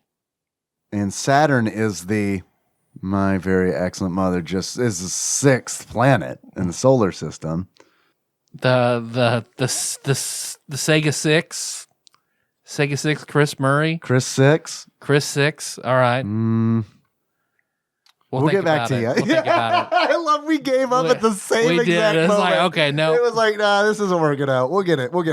But unbelievable ups. Whatever's in your package that we open next episode, we'll base your title on Perfect. that. Love it. Love it. I hope it's No matter what it is. Dildos, and KY jelly and shit. Yeah. That's what it's going to be about. That's a good idea. Do you want a title sentence a package, and we'll have to decipher it. But huge, holy shit! Thank you, Usurper Grimm. Like huge upping his Patreon. No shit. I didn't see that. Awesome. Did that come in just recently? Yep. Like today-ish? Yep, today. Well, all right, I need to look. Fuck, my whole like executive producer list is going to be out of That order. puts him back on top. Okay, Yep. all right. That's all I need to know. There you go. Yeah. Thanks, Grim. I think that's all I got. There's a whole set of Simpsons Pogs. Oh my God. 50 Pogs for $25. 50 Pogs for $25. Yeah, a complete set of Simpsons Pogs for $25. A complete set of Simpsons Pogs? Yep. Is there a slammer included? It just says milk caps. It doesn't say anything about a slammer. Okay. Well, I need a eat pant slammer stat. Yeah, and it's like all of them. There's Sideshow Bob and Are these licensed? Like these are official? Selma, yeah. Oh my God. I might have to buy these fucking Pogs. Is Alf on there? Is Alf one of them? No, but Millhouse is, if that helps. That does help. I got the dud. Alf Pog. I'm doing a search on. Oh man, they got a Millhouse. They got a Millhouse mashup. Alf Pog. Look at this. Sweet. This is great. It's a $195 dues. Damn. Remember Mill Alf? He's back in Pog form. Damn. Dude, this is great. Okay, we're doing a podcast? I was just shopping for myself. Theme song is moved on Sycamore Drive. Link track. That track from the shorts.com. How you guys want to close this out? As our favorites. All right. Sounds good. So until next time, Capricorn. Right? And this episode was executive produced by the following people who donate on Patreon, $20 or more a month. I Hear Usurper Grimm, God Emperor Alex Pena, Cthusiast Jeff Miners, Laud Mulaney Dennis, Steve Dixon, Plinko Nick Price, Clambro Cody Phillips, Bantha Master, Executive Producer Dick Dougie, The Eightfold Daniel Abernathy, Time Lord Josh Edwards, Gamebug Prime Nathan Eaton, Matt Gentile aka Gentle G, congratulations on your marriage, Magical Sleeper aka Big Dick Pie Baker Chris Vaughn, Temporeal Eternal Savior Cubicle Monkey. We had a conversation. It's perfect. It's cemented. Pinball Archmage Chris Edler. I'm sorry you couldn't be on this episode. Platinum member Brett Miller. Sandwich Boat Phil Hawkins. Nate from Utah. First time caller. Zeus Laser. Boons from Brooklyn. Drinksmith Joey Webster. Big Daddy Paul Anderson. Edgelord Kyle Purtlebaugh. Master Cycle Baron Kevin Link. And General Kenobi Massacre. That's a lot of names, and I really appreciate it, and it's awesome. So Yes. thank you. Oh, yeah, also for the penny trains. Toot, toot. I'm not blowing in this thing. I don't blame you. You need to microwave it. Or, It's wood, though, man. Just like, make all the spiders really hot. Yeah. Get hot and angry. You know that flew to hot spider. It's like a fucking... It's like a fucking WarioWare game. Microwaves that flutes. No.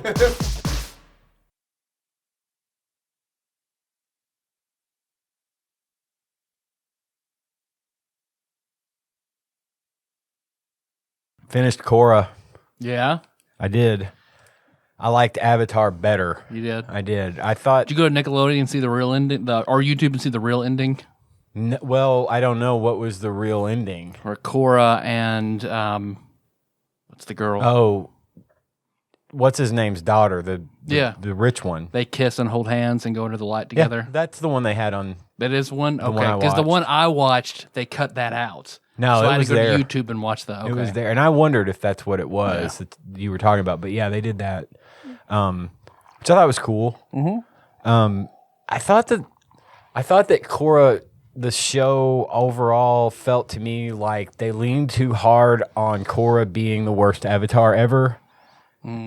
I spent 4 seasons watching her get her ass kicked against literally everyone she fought. That was a common complaint that like Aang was just a better Avatar overall. Yeah, and I mean, I had nothing against Korra. I thought her character was good, and I thought it was kind of bullshit the way they sort of took away her past lives, and she didn't have that to call on anymore, and I just felt like the girl could not catch a fucking break at all throughout and it was like, it didn't matter who of course, there was a big bad at the end of every season, or that was in every season, that was trying to take over the world, and it was all about equality. The Benders are bad. The Benders are trying to take everything from themselves, and we're second-class citizens, and all these people rising up against Benders and everything, and that's fine, except they kind of did that for all 4 seasons in one form or fashion. Yeah. And I felt like every time Korra had to step up, she just got her butt kicked. Yeah. And I thought that was unfair to her character, to where she had to be kicked down and down and down and down every time before she would get up and do something. Yeah.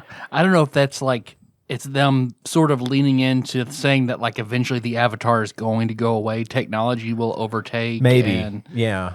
I liked it. I did. And it was I thought the cast of characters was really good. I really liked Bolin. I loved Toph was in it. Yeah. And that made me She's happy. a very good old woman. She is she was a good old woman when she was 12, but she's a perfect old woman character that was really, it was a really good show. And I love had that one, nothing against it. I preferred Avatar. But the airbender who learned to fly, like that guy's character. Henry Rollins. Yeah. Yeah. Yeah, it was weird hearing him in that show. I knew it was him the instant I heard his voice, because I listened to a lot of Black Flag when I was a kid, and I didn't really get much into his spoken word, but a lot of my friends Spoken were word into stuff. it. See, I don't know anything with music, but I'd listen to his spoken word stuff. Yeah, and so I immediately recognized his voice, and I was like, "Oh, that's cool. Henry Rollins is in this. Man, he's a dick." He was like killing people, and I love how they had to hold on to the fact that this is a kids show. At no point he kills the queen, the Earth Queen, or something, and it badly, like takes the air out of her lungs and suffocates her. But at no point does did they ever say the word die or kill. He took her out. Yeah. It was always he took out the queen. It's like, you mean he killed her? No, that's fine. We'll show him take the air of lungs, but don't say die or kill. But yes, I really did enjoy it a great deal. So yeah, I'm all about it. Was out at the mall the other day. We were picking up a couple little things for my grandson's birthday, and I went into that FYE store. They had a bunch of cool Avatar stuff in there. I bought Addie so much of that shit. It was so expensive. Like one T-shirt was like $29. I'm like, no. She has a pretty badass Appa backpack. Oh, I love that. That she is whenever we go to whenever she takes it somewhere, we always get compliments on it. I bought her Uncle Iroh's ramen and tea set. Oh man, that's cool. She's got the pop vinyls of her favorite characters. A giant stuffed, not Appa, but the one that has the snot bubble. Oh, shit, squishy, Something like that. something like it's something. She's got him. That's funny. But yeah, it was good. I really liked Tenzin. I thought Tenzin was a cool character who was Yes. kind of a little bit of comic relief, actually, because he was the brother. He and his brother and sister are always fighting with each other. They're grown ass people, but they're always fighting with each other like siblings do. And I was glad when J.K. Boomy Simmons became an airbender. Yeah, me too. That was really neat the way they brought, like, suddenly a bunch of people are airbenders Yeah. because of the way that she left the spirit portals open and stuff. But Tenzin was voiced by J.K. Simmons. See, I didn't realize that, but I Yeah. can see it now that you say that. A lot of people in that show, actually. Yeah, fuck yeah. But I know in that new the Smash Brothers clone with the Nickelodeon characters, that Aang and Korra are playable characters in it. oh, really? With SpongeBob and Ren and Stimpy and Oh, Powder wow. Toast Man. I didn't know that.